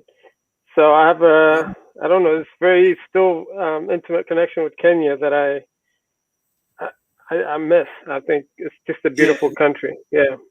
It is beautiful. I've done a lot of research on Ethiopia. What I can say about Ethiopia is that it has an immense untapped potential, I think, because of the leadership. But if Ethiopia opens up, I don't think there's a country will beat Ethiopia in terms of nature and beauty. It also has a lot of history in it. Yeah, I think you're right. I think it's still, I don't know if it's a cultural issue or if it's politics, but yeah, I think there's a little bit of resistance with opening up. I don't know too much about the politics there, but I think if they change some things there, and also if there's a little bit more unity, less tribalism, I think it would go a long way for people to be able to come in and feel more secure. Part of the reason I was calling in is sort of what I heard from the gentleman from Portland. Really have a different view from either Black person, or Black American, or an African American. Want to really the other side. Yeah, I think like what was mentioned afterwards, that you have different perspectives from different people, but I think different experiences. But as a Black person or as an African in this country, there's different levels of racism. I think that's what needs to be addressed in that. There's overt racism that people display against you, but there's also subtle racism regardless of how successful or accomplished you think you are in this country. So even if you have a very successful job, I think there's subtle racism that occurs in the way that other people treat you without being said. How you get your promotions, or how they say certain things, or how you get access to resources. It's a lot more difficult if you're Black than white. And it's not dictated. It's not something that you hear people say in front of you. So just, I was a little bit uncomfortable in the sense that, sort of the discussion I was mentioning that. Felt bad when he said it's a joke, probably. What's that? I'm sorry? When he said racism is a joke? Yeah, I don't think it's a joke. I mean, it exists every day the minute you walk out in the streets. And it's different. So, no, is it something you face on a daily basis? Like, certainly. Yeah? Yeah, I think you have to have you see it. I think there's just a feeling that you also get in terms of, like you mentioned, if you were to go in a fancy store, you're automatically sort of checking to see if the clerk is looking out for you. There's a certain energy that you do get from people around you based on the color of your skin. If you go to a restaurant that's full of white people, you sort of wonder, okay, are you going to get treated better, or are you going to get treated the same way or worse? So these are not necessarily overt, sort of like, you're Black and this is what happens. And that occurs. We see it. There are people that get shot by cops and people die. And we've seen, the news that has happened in this country in the last couple of years. That's overt. I mean, so it gets to that extent is what I'm saying. But then there's sub layers beyond that. And the difference being in Africa is you don't have to sort of constantly think yourself as, fighting. There are other things that you fight with and other people with access, but this color of your skin is not an issue. So you feel a lot more freer. So it's a big difference. Yeah. Does it vary from state to state? Probably some states are more more liberal than others, for lack of a better. I think it's obviously if you went to I wouldn't say necessarily state to state, but I think obviously there are certain states that are more conservative. But I think in most big cities where there are people from different countries and different backgrounds, in those kind of environments, that there's a sense of security. Doesn't mean that the racism actually does not exist. But in places where you stand out in terms of the color of your skin as a Black person, where there's less diversity in those states or cities, then yeah, you will feel it and you'll see it. But I think it's I don't necessarily think that the states vary that much. I think the country as a whole, has a history of racism. So it really doesn't matter where you are, whether you're in New York City or in a small town in Mississippi, you'll still feel the experience of racism. That's why we want you guys to work hard and come back home, because as I said, racism in Africa is negligible, is what I can say. I agree. Yeah, so you really guys have to really work hard to come back home, and invest here. We have different issues, as I said earlier. It varies from country to country, but no one will ever put you down because of the color of your skin. Yeah, I agree. Well, thank you for the time. I'm gonna let other people speak after me. So keep on doing what you're doing. You're doing a great job, and we'll support you as much as we can. Thank you. Cool. Thank you. So guys, I have Super Chat, and if you guys can support, you can send something on Super Chat. I really, really appreciate. So we have Brian. Just call me Brian. So welcome back, Brian. Hey, how you doing, buddy? I'm glad to talk to you. Glad to talk to you. Like I said, I always enjoy your channel. I love the fact that you beat me to, even though I have friends who have this particular car, the Tesla, you beat me to getting in the Tesla car and test drive. And I'm kind of mad at you. I'm kind of jealous of you about that. Like I said, I have a few partners who I know, who I deal with, in the film work. They have like Teslas and stuff like that. I was able to look inside, but never get inside. It was just for a meeting. I think it's a human thing. Whenever you have something close by, you always don't feel like it's a necessity to have it. Right? Because you see Teslas here all the time. Where I live at in California. Let me give a shout out to Go Black to Africa. I don't like the fear of fact you have to show your face before getting on Go Black. I don't forgive you for that. You also have Creepy in the live. But like I said, I enjoy your channel, and it was a gentleman that was on here from Portland. Yeah. Because I got the tail end of that. Of what he was saying in regards to racism and all this other stuff. So what he was saying was that racism is overly, what do you say? It's not as people say it is. It's like in the States. It's not something that you find it on a daily basis. So for him, it's like racism is exaggerated with what we get. So I told him personally, I don't know how the state is, but I can speak for Africa. Yes, I can speak for Kenya in particular. So I don't know. And I said, and I'm really glad you're here because you represent Black community there. Is it the case? Is it the case that racism is exaggerated, like how we see it on the news and the TV? Wow, that's a loaded question right there. Yeah. Very, very loaded. I mean, with me, I try to keep a positive attitude about certain things. I'm a type of person who don't draw his conclusion unless it's very, very, very obvious. Oh, that was racist. Oh, what he did was racist. Because you don't want to get so paranoid about it.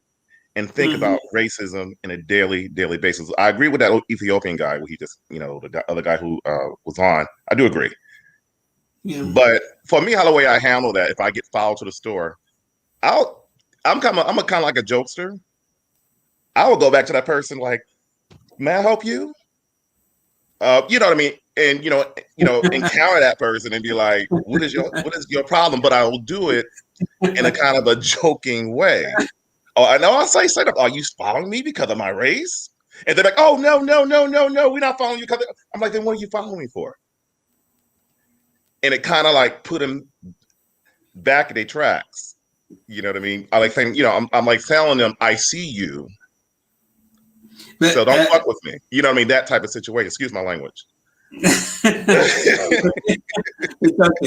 okay. But the thing is, for me, like if I go to a shop and somebody profile me, it's a turn off immediately. Like it's a turn off. If I go to a place and somebody just suspect me in a wrong way, for me, it's usually just like, hey, why? So, and for the worst thing here is at least, the best thing is at least 99.9% chance will be a black person who will stop me by. I don't know now, is it people take it in a different way because chances that it's another race that will stop you in the States? That's a very good question. My opinion about the whole racism, it obviously started from the situation, not just on the United States front, but throughout the diaspora, whether you be a black person in Brazil, or whether you be even in a predominantly, I would say a mulatto nation like Dominican Republic, who Mawa got his taste of it. Even though these people are half black, half white, obviously they have in that particular country internalized self-hatred, and that kind of like directed towards Haitians, and therefore they thought Mawa was Haitian, or quote unquote. So we are all affected, whether you're black, a person who is of indigenous ancestry in Mexico. They also have their hierarchical system.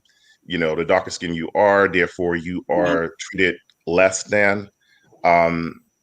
In Americas, what I mean in Americas, I mean North America, South America, and to a certain degree the Caribbean, since a lot of the islands are black. Therefore, they are not stressed by racism like we are in, like the United States or in places like Brazil and stuff like that. But, is there many levels of racism? Yeah, it is. I mean, to be honest with you, it is. It's how the way for me, I kind of navigate it where I make it into a positive. When I mean make it into a positive, like I did in that store situation I was telling you. Yeah. Like, you know what I'm saying? Intimidated. Right. But, as far as what, if I walk outside my door where I live at, will I experience something that's kind of like unusual? I would say in my daily life, no. I just go back in my life, do my business, go shopping, what have you. Yeah. Am I aware of it? Yeah, I am. I'm definitely aware of racism. I'm definitely aware of the history of racism. I'm definitely aware of how the way my people were treated, for all these different decades and centuries. I mean, it was, where my ancestors went through, especially with the stories I hear about situations that happened in South Carolina.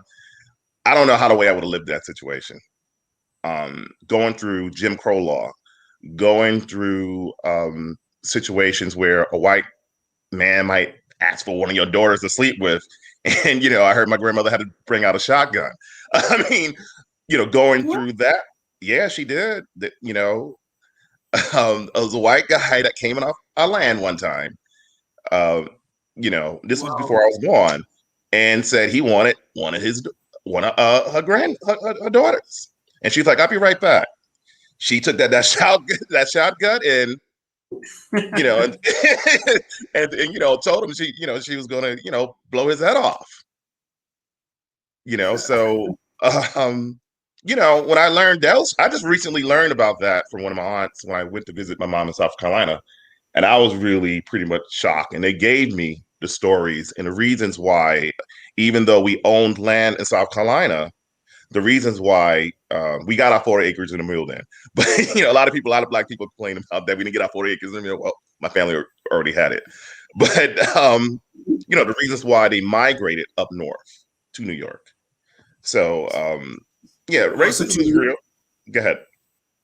So, like up north is in terms of racism, people are more moderate than. No, they're not. That's to me that's a fallacy. I mean, because I'd say like this. It seems like the North is a lot more racist than the South. In the North, what you have. And what you could notice, it's kind of funny because blacks and whites in the South seems a little bit more integrated now than they are, all the different races that's supposedly in the liberal states. I mean, the worst neighborhoods, unfortunately, in the so-called liberal states, like if you go to Baltimore, Maryland, are, some in the black areas. No white person would be dead in those areas. I mean, white people of substance, because you also have layers of white people who are considered poor and rich. Not all white people are rich. You know what I mean? I've been around in South Carolina to know what white people would consider white trash. There's layers of it with them too, among themselves too, as far as, classism and that level. So, that's the biggest mythology is every white person is rich. That's not the case. It's not the case. Right. But in New York, no. I mean, in New York, what I noticed, we have a lot of racism growing up. I experienced that. And it's also very, what you might consider tribalism as well, too, because every ethnic group I noticed in New York had their own little corner or their own little neighborhood. You had Polish live in this area, Italians live in this area, Chinatown live in this area, African Americans live in this area, Jamaicans live in this area. You know what I mean? The Hispanics or Puerto Ricans or what have you live in this area. So it was very, very much tribalism. And, with that tribalism, it, breeds into conflict. Is it a case that human beings have to be hateful?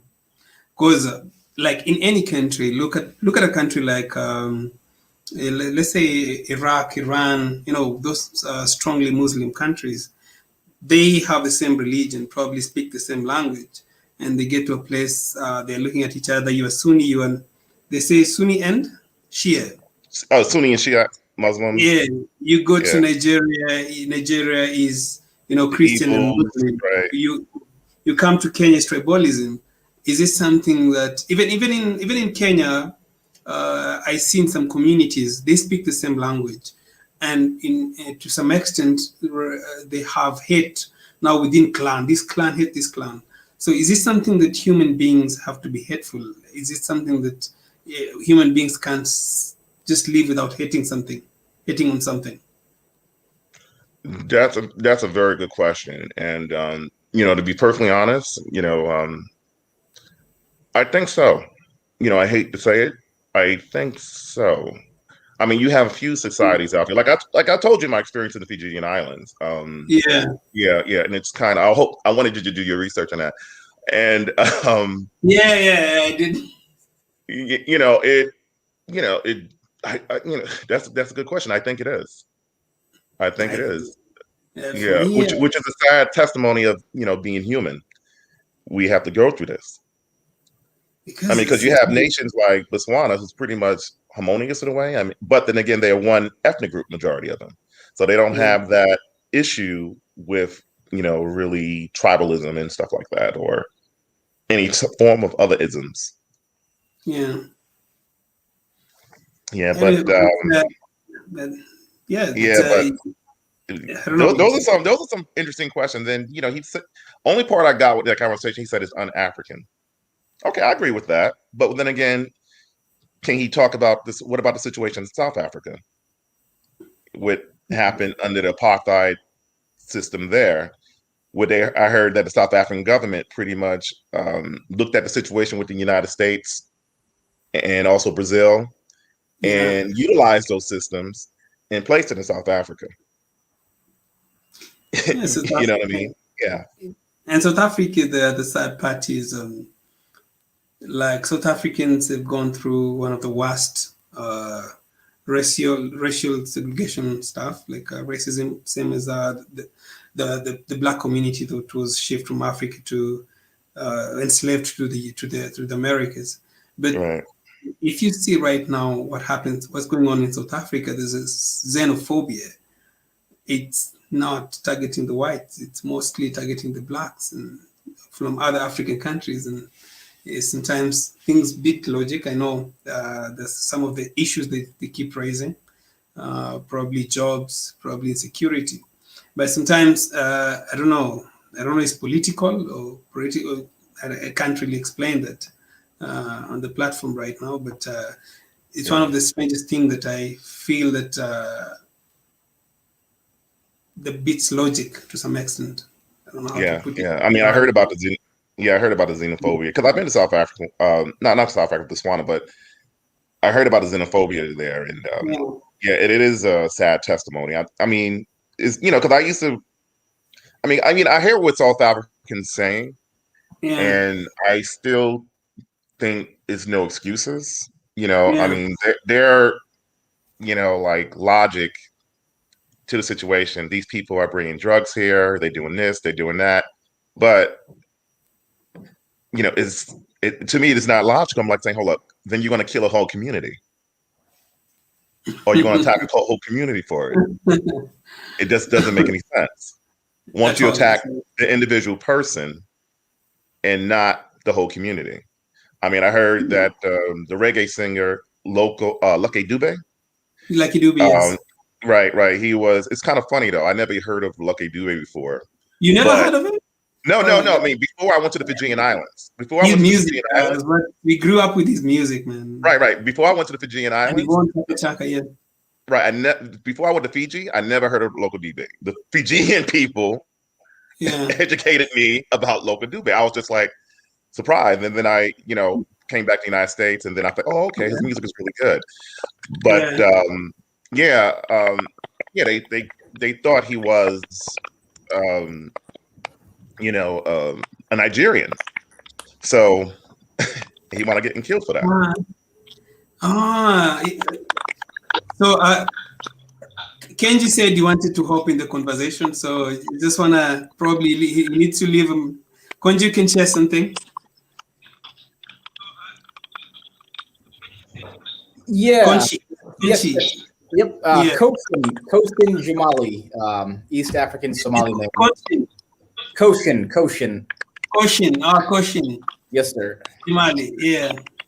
Jamali, yep. Original Somali name. Most Somalis, they have Arab names. Both my first name and my last name are original Somali names. I'm from Somalia, and I can tell you there is racism in Africa, big time. I can tell you from, my own community, the Somalis. I don't know. I think the word is not racism. Racism, yeah. I mean, ethnicism, racism. I'm not sure. Yes. Maybe that's the word. Yeah. Ethnicism. Ethnicity. Somalis got this attitude, from their colonizers, and because they look slightly different. I think all East Africans look a little different from most Africans. East Africans have a certain look, and Somalis have a particular look, and they don't think they're black. And I ask them, "What are you?"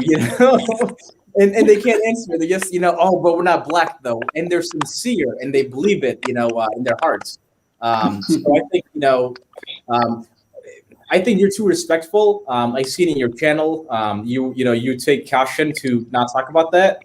Yes, I mentioned it, and I know when I say that, guys will come to me, and I'm like, Somalis are not black. They don't like to be considered black. Somalis. Yeah, I remember you saying that in Gold Black video when you went to East. Yeah. I pretty much thought, I hear you, African traveler.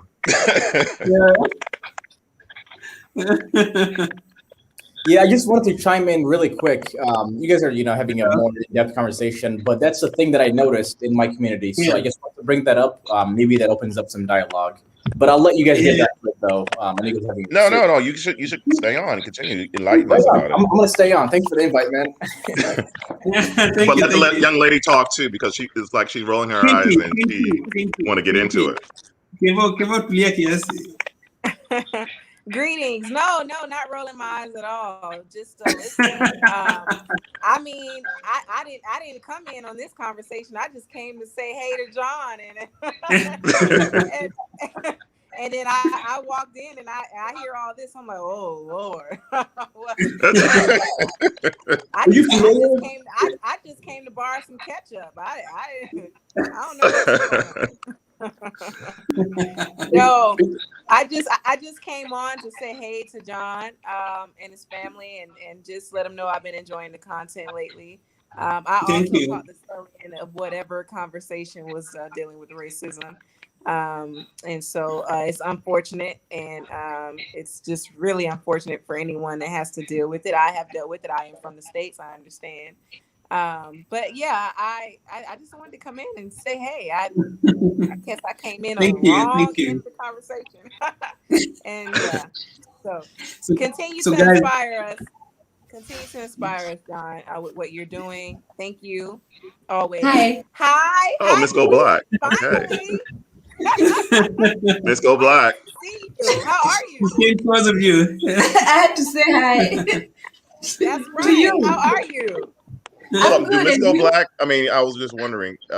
John was John briefly mentioned she have her own channel too, or no? Or yes, I do. Okay, you got to drop the link down. I haven't subscribed. It should be in the comment section. Light bulb moments. So I'm going to let you guys finish your conversation, okay? Thank you. Okay. So guys, go follow Queen Key. She has a very inspirational channel. Actually, I do follow her channel, but she don't know it. You do? She's following her, what do you call it? Ancestry. So yeah, so guys, follow her, and you'll get enlightened in so many ways. But she looks like just if you resonate. She's probably Kenyan and you don't know. Huh? You're probably Kenyan and you don't know. You know what? I might have a little bit of that, but I'm definitely Mende. I'm tribalistic. No, I'm kidding. No. Okay. Yeah. So if you feel you resonate, come on through. I'm actually going to be leaving soon and going to Sierra Leone, so I'm really excited about that. And the next time I come to Kenya, I'm going to. The Mendes. To the Mendes tribe. I'm gonna follow you on all that journey as you follow your roots. Absolutely. It's more than just following my roots. We got some very special things that's going to be happening. So absolutely. But thank you. Yes, I hope everyone enjoys their night. I just finished a live myself, so I'm pretty tired, but I just wanted to stop through. I didn't know it was a whole house party, but like I said, on the topic at hand, racism is very unfortunate. It is not a good feeling to feel, no matter what the race, but obviously specifically for those that are melanated, us melanated beings. And I've definitely had my share of dealing with racism in the States at a young age as well. Even growing up in South Florida, which is what they call the melting pot. You still experience it, and with the melting pot, meaning, South Florida got a little bit of everything. You could find a little bit of everything down there. White, black, everything, Caribbean, everything, Indian, everywhere, everyone from everywhere. And so you still experience it. So, but it's unfortunate. And I'll let you guys finish the conversation. I'm going to wrap up my night or my morning now. So thank you. I just wanted to stop in and say hello. Okay. Thank you. I appreciate it. Have a good night. Have a good morning. All right. Thank you. So I think that's the. Brian, do you have anything left to say? No, nothing really left to say. But like she said, it is real. But how the way you manage it and mitigate it is, it's up to the individual. For me, is this is what you could do the subtle crap, but do not go straight forward with me because I'm going to come after you. That's my approach. It's tough. It's really tough dealing with racism. I guess it depends where you are, but I think it can take a toll on somebody to step out of their house. And the first thing you're met with, is people giving you funny looks, and you know what to do with the color of your skin.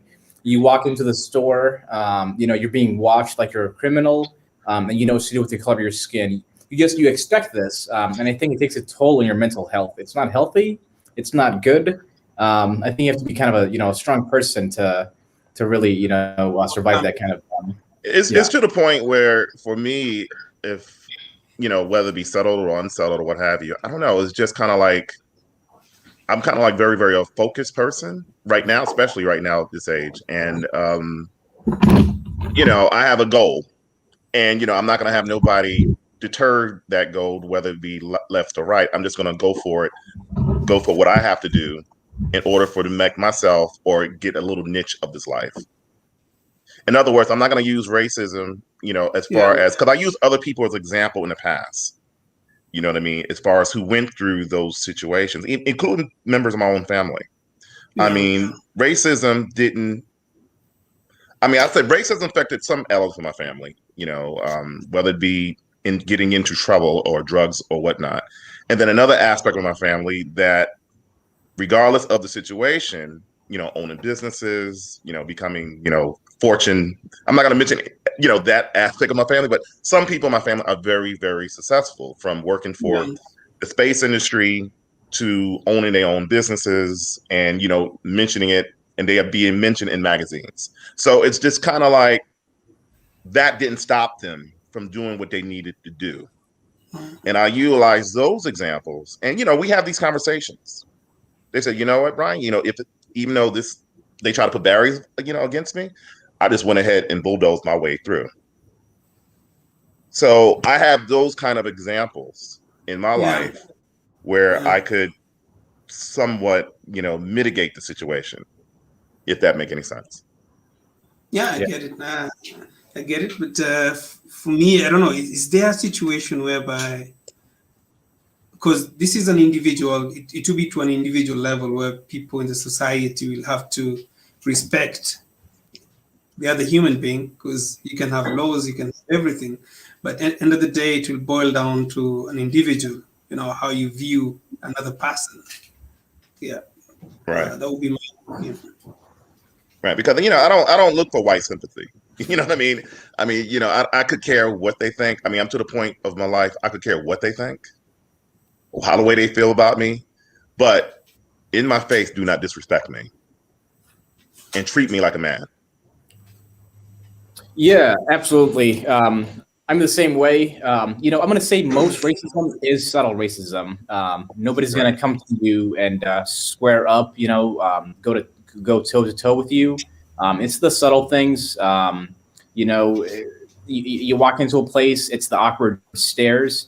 I know to some people it doesn't sound like, it's anything, but when it's something that you experience a lot, you can't walk into any establishment like a normal person. You kind of have to, have to all turn around. You're like, hey, who just walked in? Who's that Negro? It's not a that's not a comfortable feeling. That's not a comfortable feeling. I don't like that. I guess for me, since I lived in like a large city, where there's so many different groups of people, I don't, they obviously seen a lot of black people or a black person, especially in Southern, California area. So I don't experience that often if I went to the middle of, like some state like Idaho or those small towns, even some small towns in California too.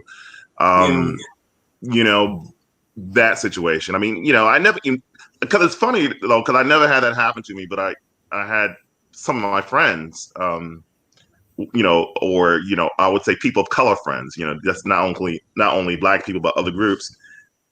They were telling me about going to certain towns like in Illinois and North Dakotas where they're kind of like experienced that type of feeling. But thank God I haven't experienced that yet. It'd be interesting how the way I handle that. I would do it in a comic way, knowing me. I like the way you handle it. Oh yeah, it will be just not but satire. And with that, the one anytime you come back to the store, they won't forget your face, you know. Oh no, they won't. They were like, Mr. Gibson. I mean, you know, that type of thing.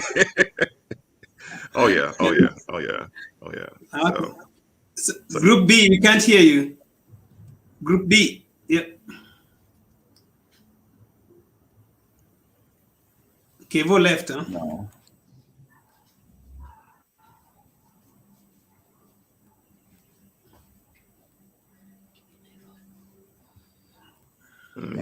No volume. No, I can't hear you. Something must be muted. I think he has to authorize it for this StreamYard. He has to authorize the camera and the mic. No, everything has been authorized. There's nothing that is muted. If unmute. While he's doing that, you know, is Kenya and Africa as bad as some people say it is with the Asian establishments? Are they? All I hear, you know, is stories about people going to restaurants and then, you know, being shooed away, not being allowed to patron, you know, Asian establishments in their own countries and in their backyards. Is it as bad as people say it is, or is that like a really one-off thing? I'll be very honest with you. It's I'm a person who like to explore. I'm a person who likes. It's not something I do on a daily basis, but I like to explore. I honestly haven't really experienced racism in a hotel that I've gone to. I'm gonna stop you there. I don't think you would experience it to the same extent somebody else might experience it. You know, I don't think people will come to you and expect that they can walk over you, but somebody who's not as well spoken, who deserves the same level of respect. It doesn't matter, you know, if you are well spoken or not. Hey, I'm back. Okay, perfect. Okay, go ahead, brothers. Can you guys hear me? Oh yeah, we can hear you perfectly. Hey, happy Sunday to everyone, and hope you guys are doing well. I know Kenya is in Monday, right? And some of you are in Monday as well. Yes. Yes. Okay. Got it. Yeah, my name is George. I just wanted to put my input real quick. I am from Kenya. I've only been here for, I believe, 22 years. And I can talk about both tribalism and racism. So tribalism back home. Where are you currently? I'm actually in Washington, D.C., but we normally say D.C., but I actually live in Maryland. So it's like a 40-minute drive from D.C., so it's not that bad. But I do work in D.C., actually. Okay. Right. So the only thing I wanted to say about tribalism, I've seen it as I was growing up back home, and whereby you see a certain tribe gets to get different. How am I gonna say though? They get to get away with stuff, right? Or look down on other tribes. Like I'm from a tribe called Kikuyu, and I know some of my people, or I guess some family too, though they've looked down on other tribes and all that stuff. But being in America, that has helped me a lot. Learn how tribalism and racism can actually be almost the same thing. And the reason that I'm saying that, you know, back here in America, we look down on people of color. You know what I mean? Like at my job right now, I've been working with them for 15 years, but I've seen younger kids that are way younger than me, have no experience, get shot up and, you know, given management positions. Or when I've been in the company for such a long time, I have the experience that's going on. And a lot of times when you bring up these issues, they always say something, well, you know, he came to this because of blah, blah, blah. But they always have an excuse to it, though, and don't really give you the avenue to actually grow in here, though. But one thing I can say is never to look down on yourself. Always look up and always work harder. The problem with people of color up here, though, they tend to work a lot harder than, I'm sorry to say so, white people, though. White people do tend to get away with a lot more with less. So we have to prove ourselves just to get somewhere, you know. But it's something that's always ongoing, and so it can be at work, and it also can be at another place. I know in Virginia, not too far from here, one time we went to the mountains and we stopped by the gas station, and unfortunately, though, it's a place whereby it's heavily white people, and they looked at us like we were some celebrities or something, or someone from a different planet, you know. Not in a good way, though. Not in a good way. Not in a good way, right? Right. Not in a good way. And I felt so uncomfortable because also they have guns too, right? So if they felt some type of way about me and wanted to shoot me for whatever reason, though, they'll probably get away with it, right? So what I want to say is I've experienced both, but to each their own. You know, you always go through it, and there's different things to it, I guess. So. I have a question. I have a question in regard to that. I mean, which one you feel is a lot more destructive? to the person? Well, so for me right now, I'll say racism, and reason just being that when I left Kenya, I was a lot younger. So I used to hear about tribalism and stuff like that, but I believe it's almost the same because tribalism can also lead to death, right? Yeah. You can have a tribe that doesn't like another tribe because of their land and all that stuff, and then you burning people, you burning their churches and stuff like that. And racism, it could be that your life can be destroyed. You may not be able to get a job that you wanted to get, or even though you've gone to school for it, and you're not allowed to get it. Or sometimes being shot too.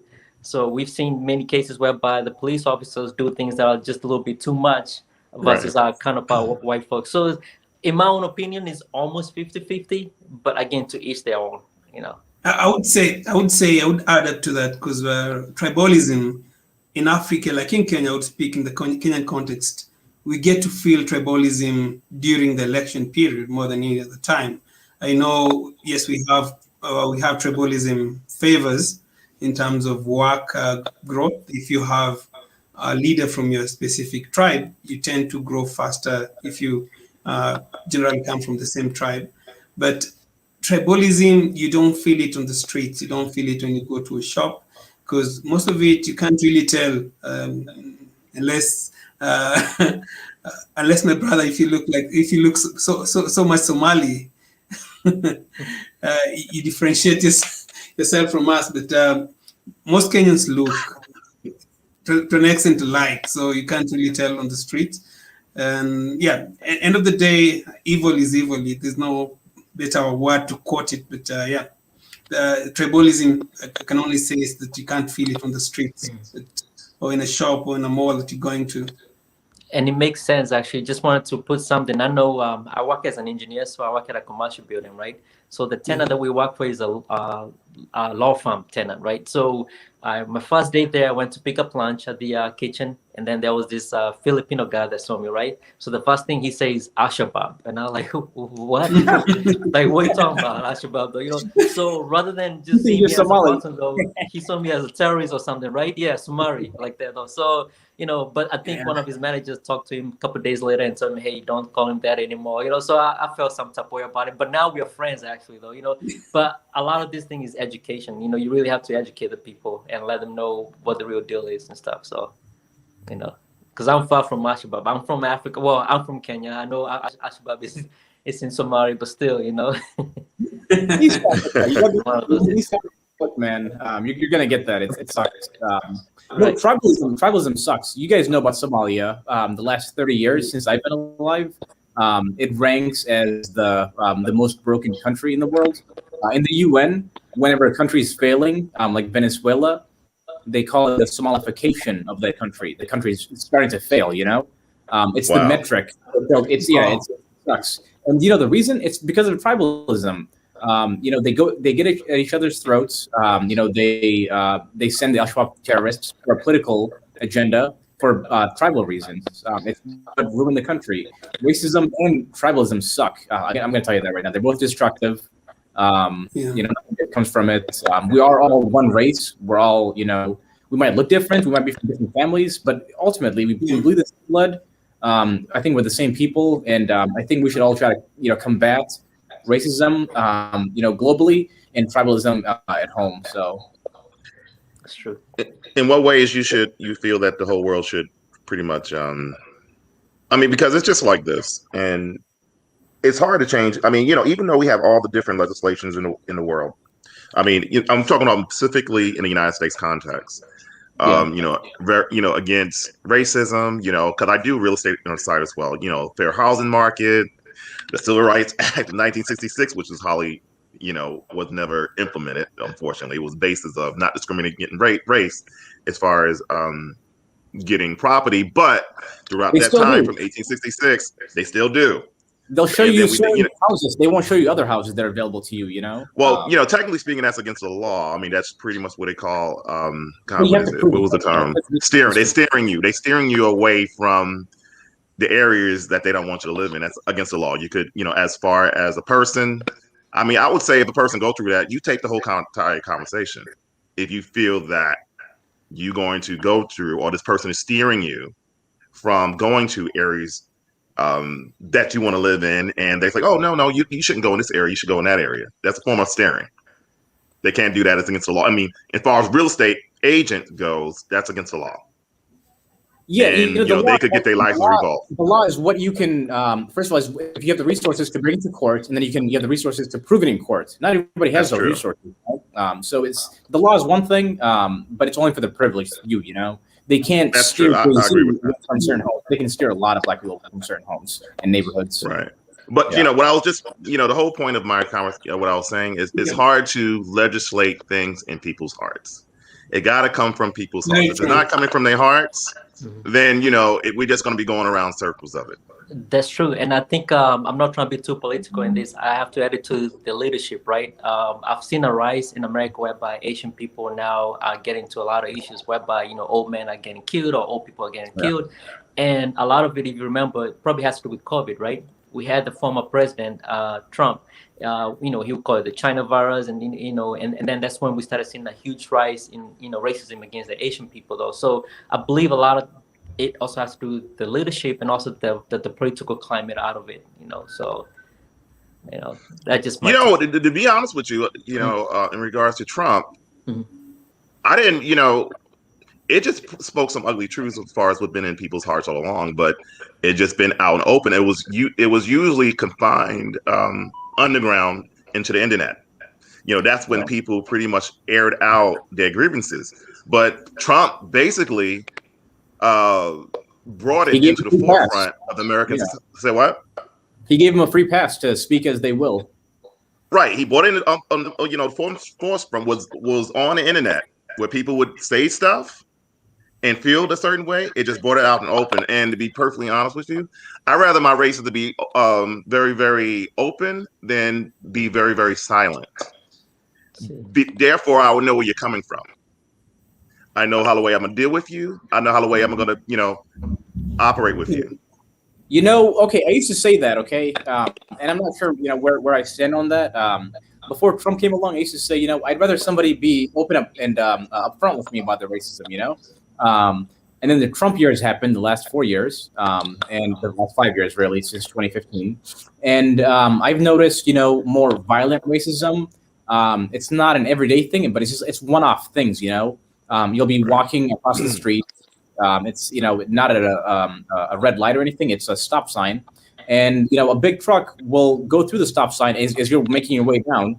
And their ultimate intent is not to hit you, but they want to scare you, and that sort of thing happens more when racism has been more out front in the last few years than it had been, prior to that. So it's a hard thing, I want to know where your heart is, absolutely 100%, but also I don't like the scariness of the last 4 years. It's been a different temperature, different climate. The thing is, he didn't even get impeached as a possibility. Who knows? He might be. The Republicans might nominate him again, so that's another story. 2024. You're right. Yeah. So the thing is, he made it comfortable to say whatever that you want to say, which I find it not to be too good either, though. Because you're the president of the United States, and then you let in your people that have a hate in them, to just do a free will, just do whatever they want to do. So I felt like that was kind of, we are all equal. We all red. Blood. I would say Trump brought out the spirit of New York. When you look at Donald Trump, that's the New York I grew up in. Oh, wow. Gotcha. So, I didn't want to just talk about it really much. Like I said, I'm always trying to be a positive person. The way Donald Trump talks is what New York is all about. Blunt. Which makes sense. He's actually from there, right? So yes, he is. He's not too far from where I used to live. Okay. So it's, in the Queens area, whatnot. So that's what it was all about. You have your ideas, what New York is about. Trump is a representative of that. You're in the South now? Is that what I heard? No, I'm in California. I'm in Southern California. Oh, okay. Yeah, I'm in Arizona. Right now I'm in Mexico, but I'm. Oh wow, what part of Mexico? You in? What is it? Everybody goes to Baja. Or Ensenada. Yeah. That's nice. That's the vacation spot everybody go to. That's where a lot of people from LA escape to. Yep. Some of my business partners, they own land out here, so I visit them sometimes. So that's what I'm doing right now. Yeah. Yeah. So, okay, guys. And African Traveler, I meant to ask you, when are you coming here, though? We'll love Yeah, when are you coming to the States? I would love to host them. Yep. Kunga was saying we plan this year, but probably next year. Next year. Gotcha. I Okay, really tell want us to when you travel. come there. We'll try to have like a meeting, or I'll even fly out to. I think Kunga's from Florida, isn't he? Is it Florida or Miami? I'm not sure. It's Florida, same thing. It's the same. Florida. Yeah, it's Florida. It's Florida. Yes. I'm not sure about it. Yes, it's the same place. Sounds good. Okay, so I just want to say thank you. There's somebody who didn't talk. Injera. Yeah. I just wanted to bring up just one point from the brother from California that mentioned earlier, on how he's able to deal with these situations in his own way, and that certainly works. But I think what was pointed out after the fact is also there are some people that don't have that capability to speak up. I'll just throw it out as an example. If you're a new African immigrant that came to this country, I think, you may not have that ability with the language to be able to communicate and be that sort of forward and defensive. So I think we each deal with this individually, but at the end, I think we need unity in that it's not just about ourselves. It's about all of us that are people of color, who are Black, that need to sort of speak up for everybody else in this country that's being affected by the racism. So everybody has their own ways of dealing with it, but not everybody should have to go through it to begin with. I agree. So that's I agree. Great point you've raised. Okay, everybody can we can have some parting shot before you leave, and I'll finalize. So we can start with Group B. All right, thank you guys. It's been a great pleasure. Right now it's 5:23 here in DC. It's been a great pleasure having a conversation with you guys and meeting you guys too on live stream, and wishing you guys a great week ahead. Thank you for having me. Thank you. All right. Kushin. Thank you, guys. Yeah, absolutely. African Traveler, pleasure, honor to be on this with you, man. Great conversation. I appreciate the candor, the openness of this forum. If you want to do this more often, I definitely love to listen and maybe even join. So, and sometimes it's because of time, but I would really love to have a discussion on this because I get to learn a lot from different people. Like today, I've really learned a lot from you guys, and I really appreciate it. Right on. Thank you, sir. All right, I'm going to hop off. Thank you again. Have a good one. Thank you. Like I said before, African Travel, I really admire you. I admire your channel. Very good personality. You're very authentic. You're very real. I like the fact that you got both those content creators together, both Wadimaya and Mawa together, which was absolutely fantastic. I mean, you're a peacemaker as well. They need to hire you as far as the UN or something. But I mean, tackling that issue is just, for me, it's kind of like hard to talk about. I mean, even me, I internalize certain things, and I'm trying to, regardless of the situation that might be dealt, handle the negatives into a positive. Like I said before, it exists, but do I have to have that as a crutch in my life? And from my point of view, no. I'm not going to let this defeat me, or defeat my humanity, or defeat me as a person. And I got like a lot of examples from my own family that was able to mitigate it and win. So that's all I have to say about that. Like I said, I admire you and this African Traveler, and I'll promise Miss African Traveler, once he put it in that link, I'm gonna sign up, or what do you call it, subscribe to her channel as well. But having said that, it's actually the early part of my day here. It's 2:21 p.m. West Coast time. And I know you're looking at it's afternoon here. I'm actually in Monday. I'm on Monday. Today is Monday in Kenya right now. It's 1:21, and it's pretty late. And I always appreciate you guys. All right, no problem. No problem. But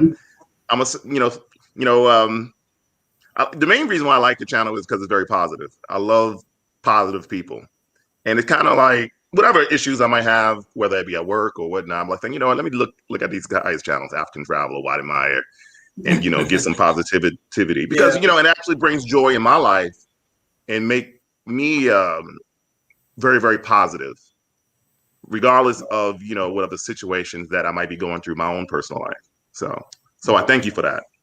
Honored. Really, really appreciate you guys. And it's because of you guys that we get the strength to push and come live and create content, because sometimes you can find a lot of negativity. But I really love the positivity that you bring to the channel as well. Thank you so much. Oh, thank you. I really appreciate that. And you have a wonderful night, okay? You and Miss African Traveler. Yeah. Check out her channel. She's called Light Bulb Moments. All right. I will. Just drop down the link. I'll subscribe to it. Okay, I will drop it. So guys, thank you so much. So guys, you can super chat if you haven't. So I just want to say thank you guys for being with us since the start. It's been over 2 hours and you guys have been around. I just want to say thank you. And regarding the topic of today, it was just getting to understand the different perspective of racism, tribalism, and with such topics, I usually get to learn a lot from different minds, and I really, really appreciate the guests and everyone that has come around. And the people who've supported the channel, I want to say a big thank you. And it's because of you guys that channel has been, the conversation has been exciting. And just to say this, that the media, the world can talk about racism, but end of the day, racism is an individual choice. You don't really need to be taught how to hate or to love. It's from your heart. So regardless of what the world may do, just do good. And as you say, when people do you bad, you don't return the same thing. And that is what I will like to part with. So thank you guys, and really, really wishing you guys a blessed week ahead. It's already Monday in Kenya. And thank you guys. I really appreciate Bran. This is Africa. Thank you for the super chat. Stay blessed, guys. So if you can support the channel, if you need Patreon, yes, I created a Patreon account. You can check on the description box. You can go to my previous videos and just check the prayer description box. I have a merchandise link. You can buy one of my jerseys from wherever you are. What else? Patreon. You can support me on Patreon so that we can push the same content. The objective is to be positive. And what I can also say is, like, Africa is here for you, especially if you're Black and you feel like the world has been against you. Come to Africa. Racism is not a problem. And like in my country, Kenya, I can tell you for sure, we have tribalism. But if you come from a different country, like nobody really cares.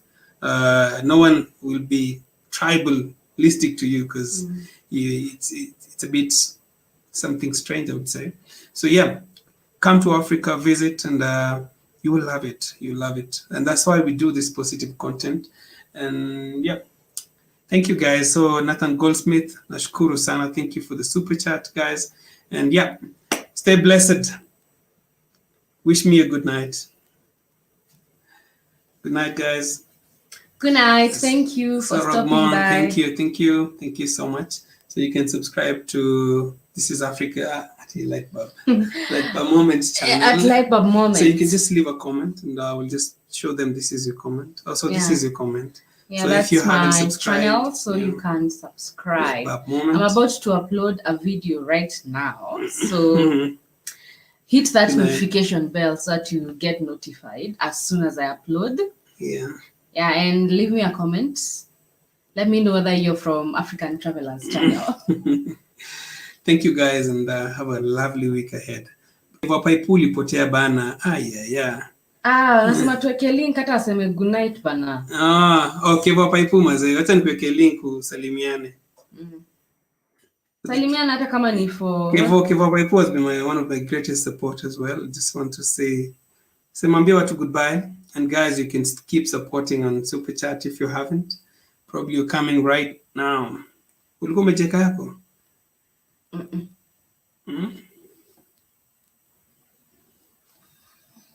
Kevo Pepu, tunakungoja.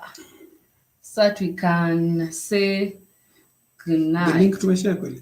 Yeah, we've shared the link. Okay. Yeah. Kevo Pepu. I think he's logging in. Thank you, everybody. Back to Nature Africa. Oh my God, you're a bit late. Overall, great discussion. Oh, you've been watching behind the scenes and balanced commentary. Yeah. Keep up the good work, Kunga. African Traveler family. Thank you. Mr. Kunga in the house. Yes, We've missed you a Kunga lot. Bana. Long time, brother. Long time. And Kunga would be the best person to share on the African narrative and yeah. Because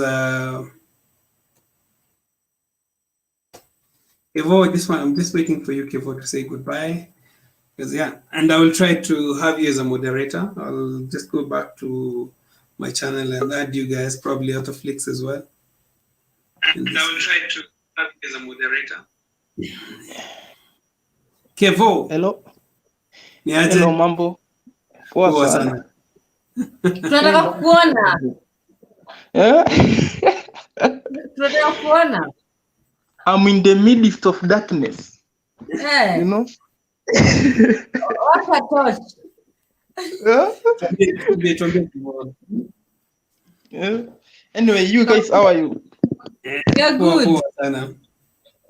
Today you have a great topic. Actually, I've been watching it. Yeah. I saw you in London sometime back. Ama ilikuwa chocha? Si chocha, ilikuwa real. Si chocha. Kwanza ile time, the time I added you in the group, I wanted you to add your comment as an African who's left Kenya and went. You left, Mazuka Hepa. Ilikuwa mbaya. Actually, let me tell you, let us start from here home. Some years back, I visited Parklands.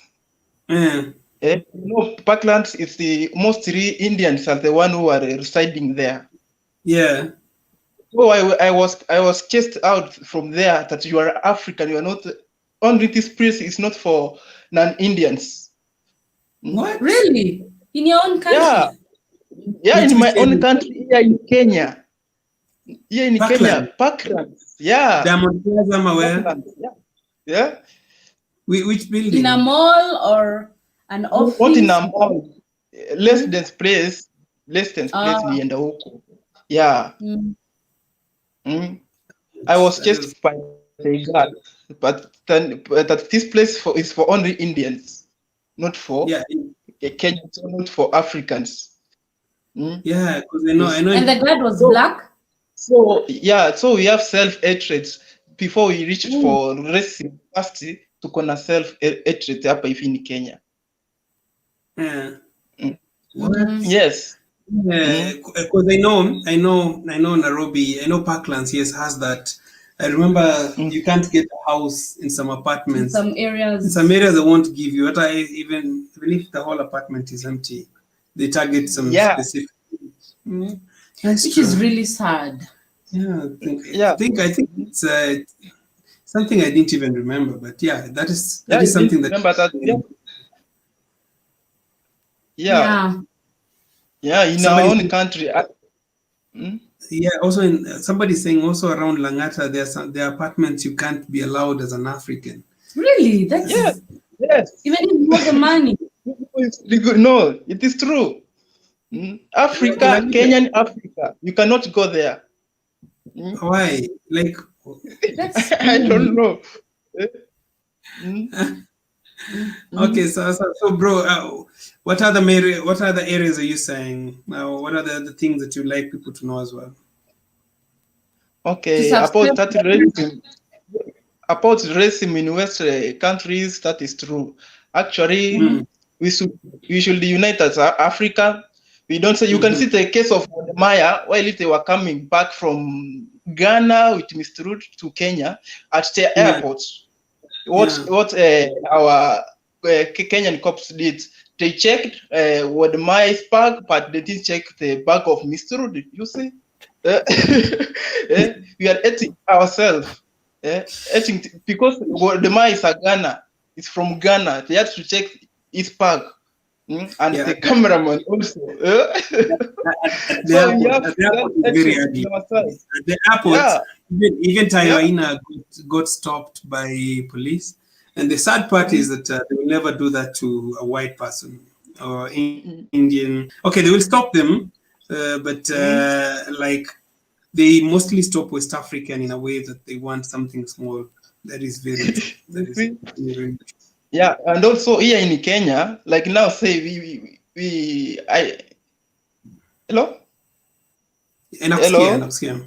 Yeah, hello. Here in Kenya also, if I do the same crime with the white person, I will the way I will be treated is not the same way the white person will be treated. It is very different. Yet the crime is same. The way the police can handle me is not the same way the white people can be handled. Yeah. So you can see, we also African, we have self-hatred before we reach to racism. Also, let us look each other. Let us start fighting or putting off the fire inside in our home before we go outside to put the fire off. True. Yeah, very true. I think there's one thing somebody told me, and is that the biggest thing the white supremacists have done is to create their community to be very supreme and superior to all the others. Like see in other countries, like a country like, what do you call it, Saudi Arabia, or let's say Qatar, how they treat black people. They can never do the same with the white people, because the white people have taken, and it's not the whole community. When you say white people, it's like you generalize, but the white supremacy leaders, you always have this leadership who have this concept and this design, like this, our community is going to be respected in this aspect. So like the white people will come to Africa and they will get more respect than probably us in some extent. Exactly, that's how I see it. It's I don't know, that is, as you said, self-hate. Yeah, self-hatred we have in ourselves. Kenya by marriage. Africans, because we are Africans, you should love each other. You should not say this is Nigeria, this is Ghana, this is from South Africa. No, we should unite first of all, before we reach to this thing. Yeah. Okay, so okay, bro, thank you. I'm really honored, at least for once ukacha sauti. Hey, boss, unakuwa kucheza chini ya maji. Niko tu. I do follow you. We should try and you show me around. Yeah. Kwanza wewe nilianza kukufollow time yenye ulianza kuonyesha hii parapara ya nini? Hii iko purupuru. Kitambo kionyesha hiyo parapara hiyo. Kitambo sana, ilikuwa street 2018. Outer Ring, that was kitambo. Yeah, Outer Ring Road. That's when I started to follow you. Some guys, ulikuwa na comments hapo mbaya. Lakini now haukufa moyo. No, haters are the reason why we still push hard. Yeah. So it's an and always appreciate your support. I will add you as a moderator, probably, as well as like a moment, Autoflix. This is Africa. So. Okay. Thank you for giving this opportunity. Okay, good night. Hi, Santi. Good night. Yeah. Popo. Yeah, I just wanted to come back on because obviously there's a couple people that misunderstood what I said. Now, when I said racism is a joke, racism is a joke.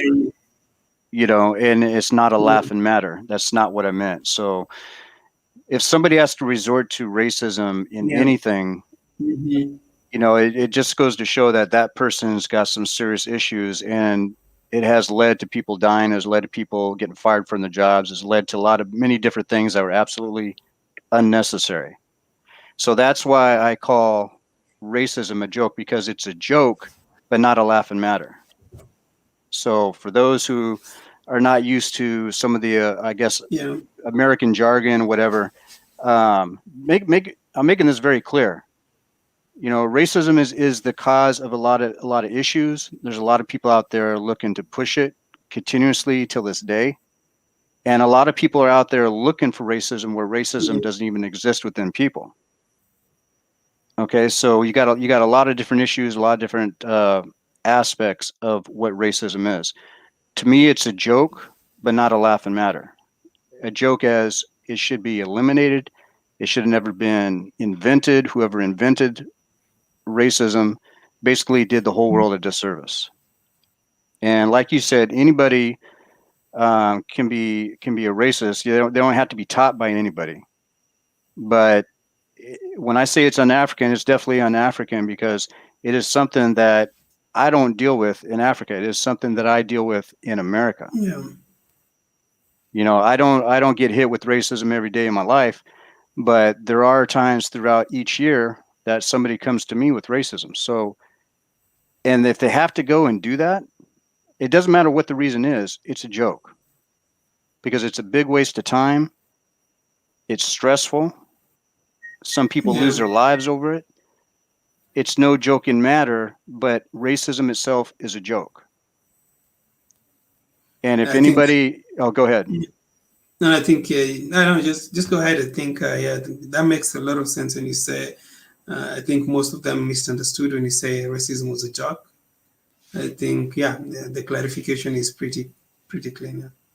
Right, and so for anybody that's dealing with it, that's from Africa, that's in America, you know, the subtle racism, the in-your-face racism, or whatever. I know everybody can't be like me. I got a thick skin. I had to learn to have a thick skin many years ago. But I don't discount the fact that not everybody has that type of thick skin like I do. Does it bother me? Absolutely. Absolutely does. Because it's like, again, it's still stressful. But I'm not going to let it get to me to a point where I think it was the gentleman that gave the $50 thing. He's going to take each account with a different. He's going to analyze it or whatever, however you put it. That's kind of like how I do it, you know. And I'm not going to allow people who are racist to stop me from doing what I'm doing. Or I'm not going to allow them to tell me what to do with my life. It's just not going to happen. I've never let it happen before. And I'm not about to let it begin today. And I recommend anybody and everybody, if you're dealing with racism and it's getting to you, try to think about ways that you can deal with it indirectly or directly. That's going to help you out. That's going to benefit you. And then if you're in association with that person, like say it's a coworker, go report them. Write everything down. Report it to HR because it's something that needs to be dealt with. All right. So other than that, I just wanted to make sure that nobody got. I just didn't want anybody misquoting what I said because that's not what I said. And I just want them to understand racism is a joke and it needs to be dealt with. Thank you, brother. Thank you. You're welcome. All right. Okay. On that note, I'm out. Talk to you later, man.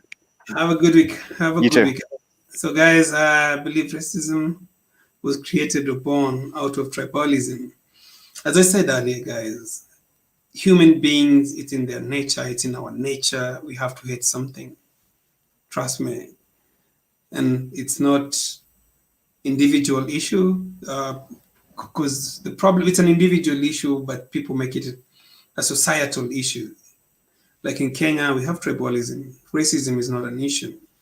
In Nigeria, racism is not an issue. We have religion. We have Christianism and Islam. You have a country where we have only Muslims. Let's say Somali. They are fighting within clans and probably they speak the same language. They worship the same God. Now they hate each other because of clan. You have a country like probably Iran or I don't know, those Middle Eastern countries. They hate each other because of Sunni and Shia. I don't really know the deeper meaning of the division, but for me it's bullshit. And there's somebody who said, if Christianism and Islam teaches, tolerance, loving your neighbor, why are we focused on Jesus and Muhammad? So it goes back to the same thing. Human beings have to hate something because of something. You have to look for a reason to hate on somebody. And in Kenya, Kikuyus are known to have a better advantage more than most communities, but they have millions of Kikuyus who are very poor, who are suffering here. And I can say my wife has been to South Africa, and he showed me some pictures of white people who are on the streets begging. And for me, the first time I didn't believe. I'm sure there's so many white beggars in the United States, but the larger community.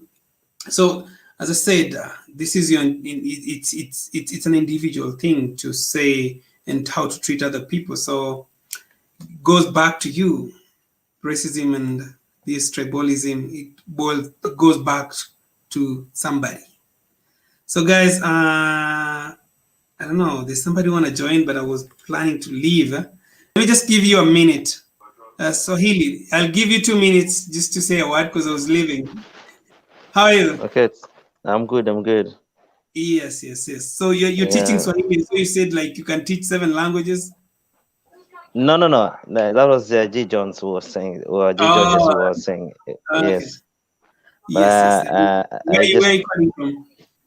I'm calling from Poland. I think you forgot about me, you know. Yeah. So I don't know. It's a bit dark here. Maybe I change my position. Yeah. So it's good. It's good joining your channel. I was just away from stepped out for a while. Just came back and I found the conversation going. So I said maybe say hi and before you go, yeah. But it's been good. It's been good about the discussions that have been talking. People have been sharing. It's really good. Yeah. It's very educative for me as well. So how is Poland? Do you face these things? Do you face racism in Poland? I can say if you're meeting an old person, you might kind of feel this kind of racism, but you just have to be careful and you just be on the watch out to not cross lines. You know, you have to understand people's culture so that you don't get into a situation where you might be maybe raced out. Maybe let me put it that way, because if you know somebody's culture, you'll be very well advanced in knowing that this person is about to approach you. You can always avoid the person before they do this attack to you. You know, but I think racism is everywhere. I think it's everywhere. To my opinion, it just depends with what you're doing and what you should just be careful. That's all I can say. But it's not something terrible as people want to put it like in the media. Yeah, have you faced because young people here are very aggressive. Young people here are yet to, they're trying to meet other new people. This is not a country where we have a lot of foreigners. For the last 5 years, we've been having foreigners, so it's something new to them. It's something new. So what I can say is that yes, we might face this kind. Some people face it, but not everyone, and you just have to be smart, you know. Yeah.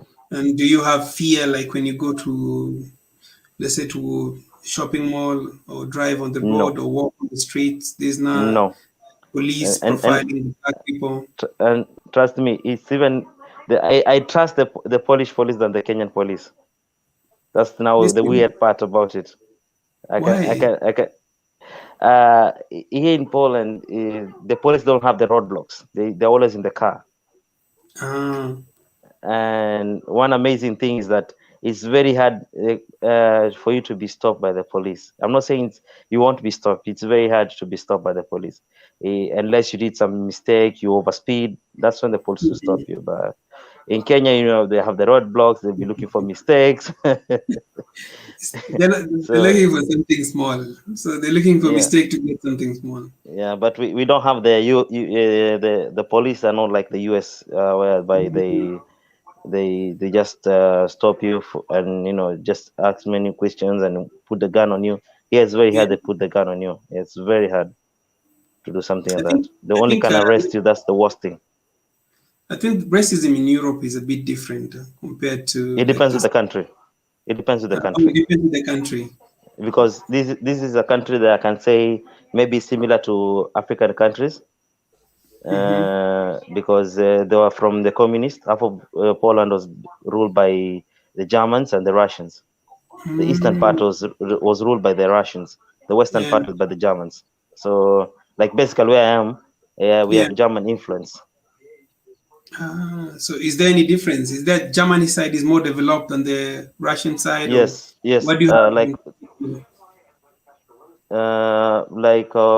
Where I am now, because of the German influence, people tend to be classy. People tend to be advanced. So you even see the housing, the way it looks like, is like they're kind of new, renovated. Apart from other places in Poland. So all I can say, Ponte is here. He can say a lot about the city I am in. Yeah. Yeah, Ponte has been in those countries. I remember my meetup with him. Yeah. He shared a lot of. No, he said Poland. He said Poland is growing very fast because his mother is from Poland. Yes. Actually, I was joining his channel, and he mentioned to me that Poland is Poznan, where I am, is his city. So we are planning to meet up very soon when he comes back. When he comes there. Yes. Because he has some friends here. Told me Poland will be one of the most developed countries in the future because annually it's like 5% growth. Yeah, they're adapting so many new 5%. Policies. Yeah, they're calling in investors. Companies are setting up here. A lot of companies are setting up here. Kenyan companies, European companies, like American companies are setting up here. We have the Fortune 500 companies that is setting up jobs here. And for somebody who has a qualification like us who are learning, now we are the only ones who speak with the native English speakers, and these are native these are English companies, so they tend to employ the foreigners. So we are on the top notch, so to get good jobs, and and also have a lot of opportunities coming by for us. Yeah, I'm glad to hear we're sticking around. We'll study, but I'm working at the moment. Yeah. I'm glad to hear there's a big group actually here. O'Shea Dukes also studies in London, in Poland. I don't know if you've met O'Shea. Do you know O'Shea Du Jackson? O'Shea, I think he's from Warsaw. Oh, he's Warsaw. No, I've not met him, but I think he's from Warsaw. He's Warsaw, but he's from. Is it the one in Uganda? Yeah, the guy in Uganda. Yes. He's in a university in Warsaw. I mean, a university in Poznan. That's like the second city. It's like Mombasa. Yeah, for us. But we're not next to the sea. Main city is Warsaw. Warsaw. Yes. I see George is here saying Dziękuję. Dziękuję means thank you. Dziękuję. So you know some Polish words. Yeah, I speak Polish because it's kind of actually. Let me tell you one thing. Yeah, it's very hard to not understand some few words in Polish, like saying thank you, assist me. I want to know this. You just have to know the basics because everything is in Polish. The road signs, everything. There's no English. You can imagine the hassle just from Kenya. It's maybe in the train stations, maybe that, but and the road signs is just in Polish everywhere. Universities is just Polish. Everything is Polish. I think in Africans, we are really nice to give everyone a platform to understand, because in Africa, like in Kenya, most signages are in English more than even Swahili. Yeah, and kind of like it's very hard to communicate the language. It's very hard language, so you just really need to get some few words to get around. Yeah, so somebody's asking how do you spell Polish? Because look at this word. You're saying dziękuję, but this is dziękuję. Dziękuję. That's Y. The J is Y. The J is Y. Dziękuję. Dziękuję. So, oh my God, I can't even read it. The J is Y. Yeah, the J is Y, and the W and the W is V. W is V. And the W is V. And the W is an L with a cross. So it's kind of like a different way of speaking. Is it closer to Germany or closer to Russian? So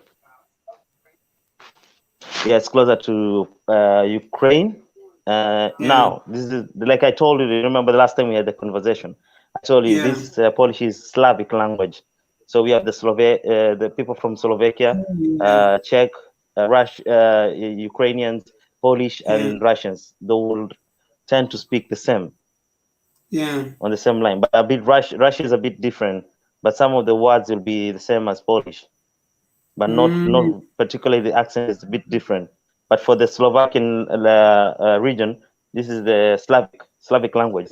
Is our Ukrainian, the Polish, Slovakia, and Czech. They speak the same. And then we have some. We now this is one thing people don't know. It's like we have tribes also here, but because of time and people fighting all that, people harmonize to get one language. But you see, like the Bulgarian, Hungarian, Croatia, those countries speak a different language. It's next to Greece, I think, the language. And with some parts of Belgium, some parts of Austria, they speak German and French. They alternate these languages. And we have the Russians, which is somewhat same like to Lithuania and Belarus, speak almost the same, but it's a bit different from Russian also too. But the Germans are totally different. The same as the French and the British. These are common languages. But now we have other languages here. Okay. Thank you for the insight, bro. I really appreciate, and let's keep chatting. And when we come back, this is my new channel. This is my new channel. I know you. Yeah, this is my channel for the Swahili. Okay. I will follow it as well. I will follow your channel as well. Yeah, thank you. As long as I've not updated a lot for some 2 weeks. I was busy at work, so kind of like my equipment is still not yet ready. So yeah, I hope to get soon and get to teach people Swahili. Thank you. I chose this. No, somebody has a question here. What like a moment in Swahili? Light bulb moment? That would be mwangaza wa taa. Mwangaza wa taa.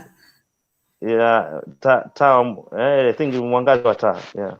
Mwangaza wa taa. As in that point of realization. No. This light moments ni wakati mwanga wa kuwaza. Because I don't think the way you will it's mwanga wa kuwaza. I think that will be the right translation, or that will be the right, because light bulb moment. So it's moment. It's a realization. So it will be mwanga wa wakati. Mwanga wa wakati. Yes. Mwanga wa wakati, because I will not translate. If I translate the words, it will lose the meaning of this word. It loses the meaning. Mwanga wa wakati. So it's mwanga wa wakati. Wow, I like it. I like Thank you very much. We've been trying to think about that word. I was like, hey, I'm from Mombasa. I've been my comment. Today my comment. African traveler. You remember my comment? I told you about Nyali. The car wash in Nyali. Oh yeah, that from was my other channel now. Ilikuwa inajikausha mpaka ilikuwa inakausha inakauka nini? Yes, it had a blower. It had a blower. It will heat on the same things are going on the side. Will be on top. It goes and cleans and then dries it up. The machine is still there, but I don't know. It's not working anymore, I think. Yeah, but the one I went to was very busy. It was super busy. Like it was very. We need to have more. We need to have more, I think. Yeah, and so I don't know. Over there, hizo ndio zinatumika sana ama people are using the normal hands?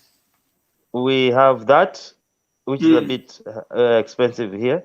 It's a bit higher. It's about 1,500 Kenya shillings if you convert for the highest, like for everything, but not what you got for all your services. Was too much, No, it was 1,000. You're doing manually. Yeah, but here it's like only you don't get for the spray for the tire, the cleaning the carpets. You don't get that. It's just washing. But we have other places where you just drive in. The pump is there. It's there. You just pay with the card or the coins, and you just spray, wash yourself, and you leave. No one even mans the place. I like how it's like the States. Yeah, like in Europe and the States, guys, you guys are used to doing everything for yourself. Like in Africa, even at the pump stop, you go to a gas station, somebody does it. Yourself. They put the pressure for you. So yeah, man, it's a nice total to be different experience. Yeah, it's nice to be here. Everything is done, and they wash for you the windscreen, especially the windscreen. You do it here yourself. Here you do it yourself. No one helps you to do that. You fuel your own car and you just go and pay it at the counter. If you leave, you're in big problems. Really? If you leave, you're in big problems. Utafuatwa. Police. And now the problem is that the number plate is attached to your name, so they even have your address. So it's not a good idea to do that. So unless it's somebody's car, but they'll still get you. Yeah. Where's Torokasana? No, Can't be the things system. we need in Africa, lakini. We need. But I miss home. What do you miss most about home? Ugali, man. We don't have ugali here. We have it, but it's a bit expensive. We get it from I think Italy. It's from Italy, so. And just the real moments of Nairobi, Kenya. The real moments where you meet friends, you just go party. Here it's totally different. It's a different story. The parties, it's a different. They just the sweet love from home. People welcoming you. Here, people are just busy. You drive to your workplace, you come back. You drive to school, you come back. Yeah, home is always best, bro. Home is always best. True, this is where you get all the love. Yeah. So guys, if you can support on Super Chat, guys, please, guys can support. And I want to say thank you, guys, to you, Pierre Mazelan Swahili. I will check out your channel, guys. I will urge you to subscribe to the channel. And I will be sharing it more, so that more guys can subscribe to it via or learn. I have only four videos, but I'll put more. You know, when you say learn Swahili, it's like a class. When you find a class midway, it will be very hard to catch up. But when you grow in the class, it's the best thing, True. True. They need to join now, and so many people are planning to come to Africa, and I hope Africa Swahili will be the main language in the future. And it takes like, if you're serious with it, 6 months you'll be in it. Yeah, maybe accent won't be okay, but yes, you will Jackie chest more Emia Benson. Emia Benson judges. He just asked me my name. So you had to learn Polish first? No, I just learned myself. Really? Because I don't know. It just, as I started understanding Polish, because you know, this is if you're in the environment, it's easy to understand than when you're learning from maybe a class. Yes. Everything is real time. The signages and everything. Yeah, everywhere the radio is just Polish. The TV is Polish. Everything is Polish. You just have to learn. In a BD. Yeah. Okay, guys. Thanks, Benson. See you on the next one. Okay, thank you so much. Okay, thanks. So, guys, I want to say good night and it's 2 a.m. in Kenya. 2 a.m. I'm waiting to sleep for 4 hours. 4 or less, 3 hours. Yeah. 3-4 hours, and I'm going back to work. Yeah. So see you guys, and always appreciate your support. It's been great catching up with you guys. So if you haven't liked, subscribed, please don't forget. And also, I have just uploaded a new video, so please go show me some love over there on my channel. Leave me a comment, and if you've not subscribed, please subscribe. Asanteni, thank you. Asante. Bye, good night, and good morning, and good day. Kwaherini sana. Hujaambia Kiswahili na maana. Kwaherini.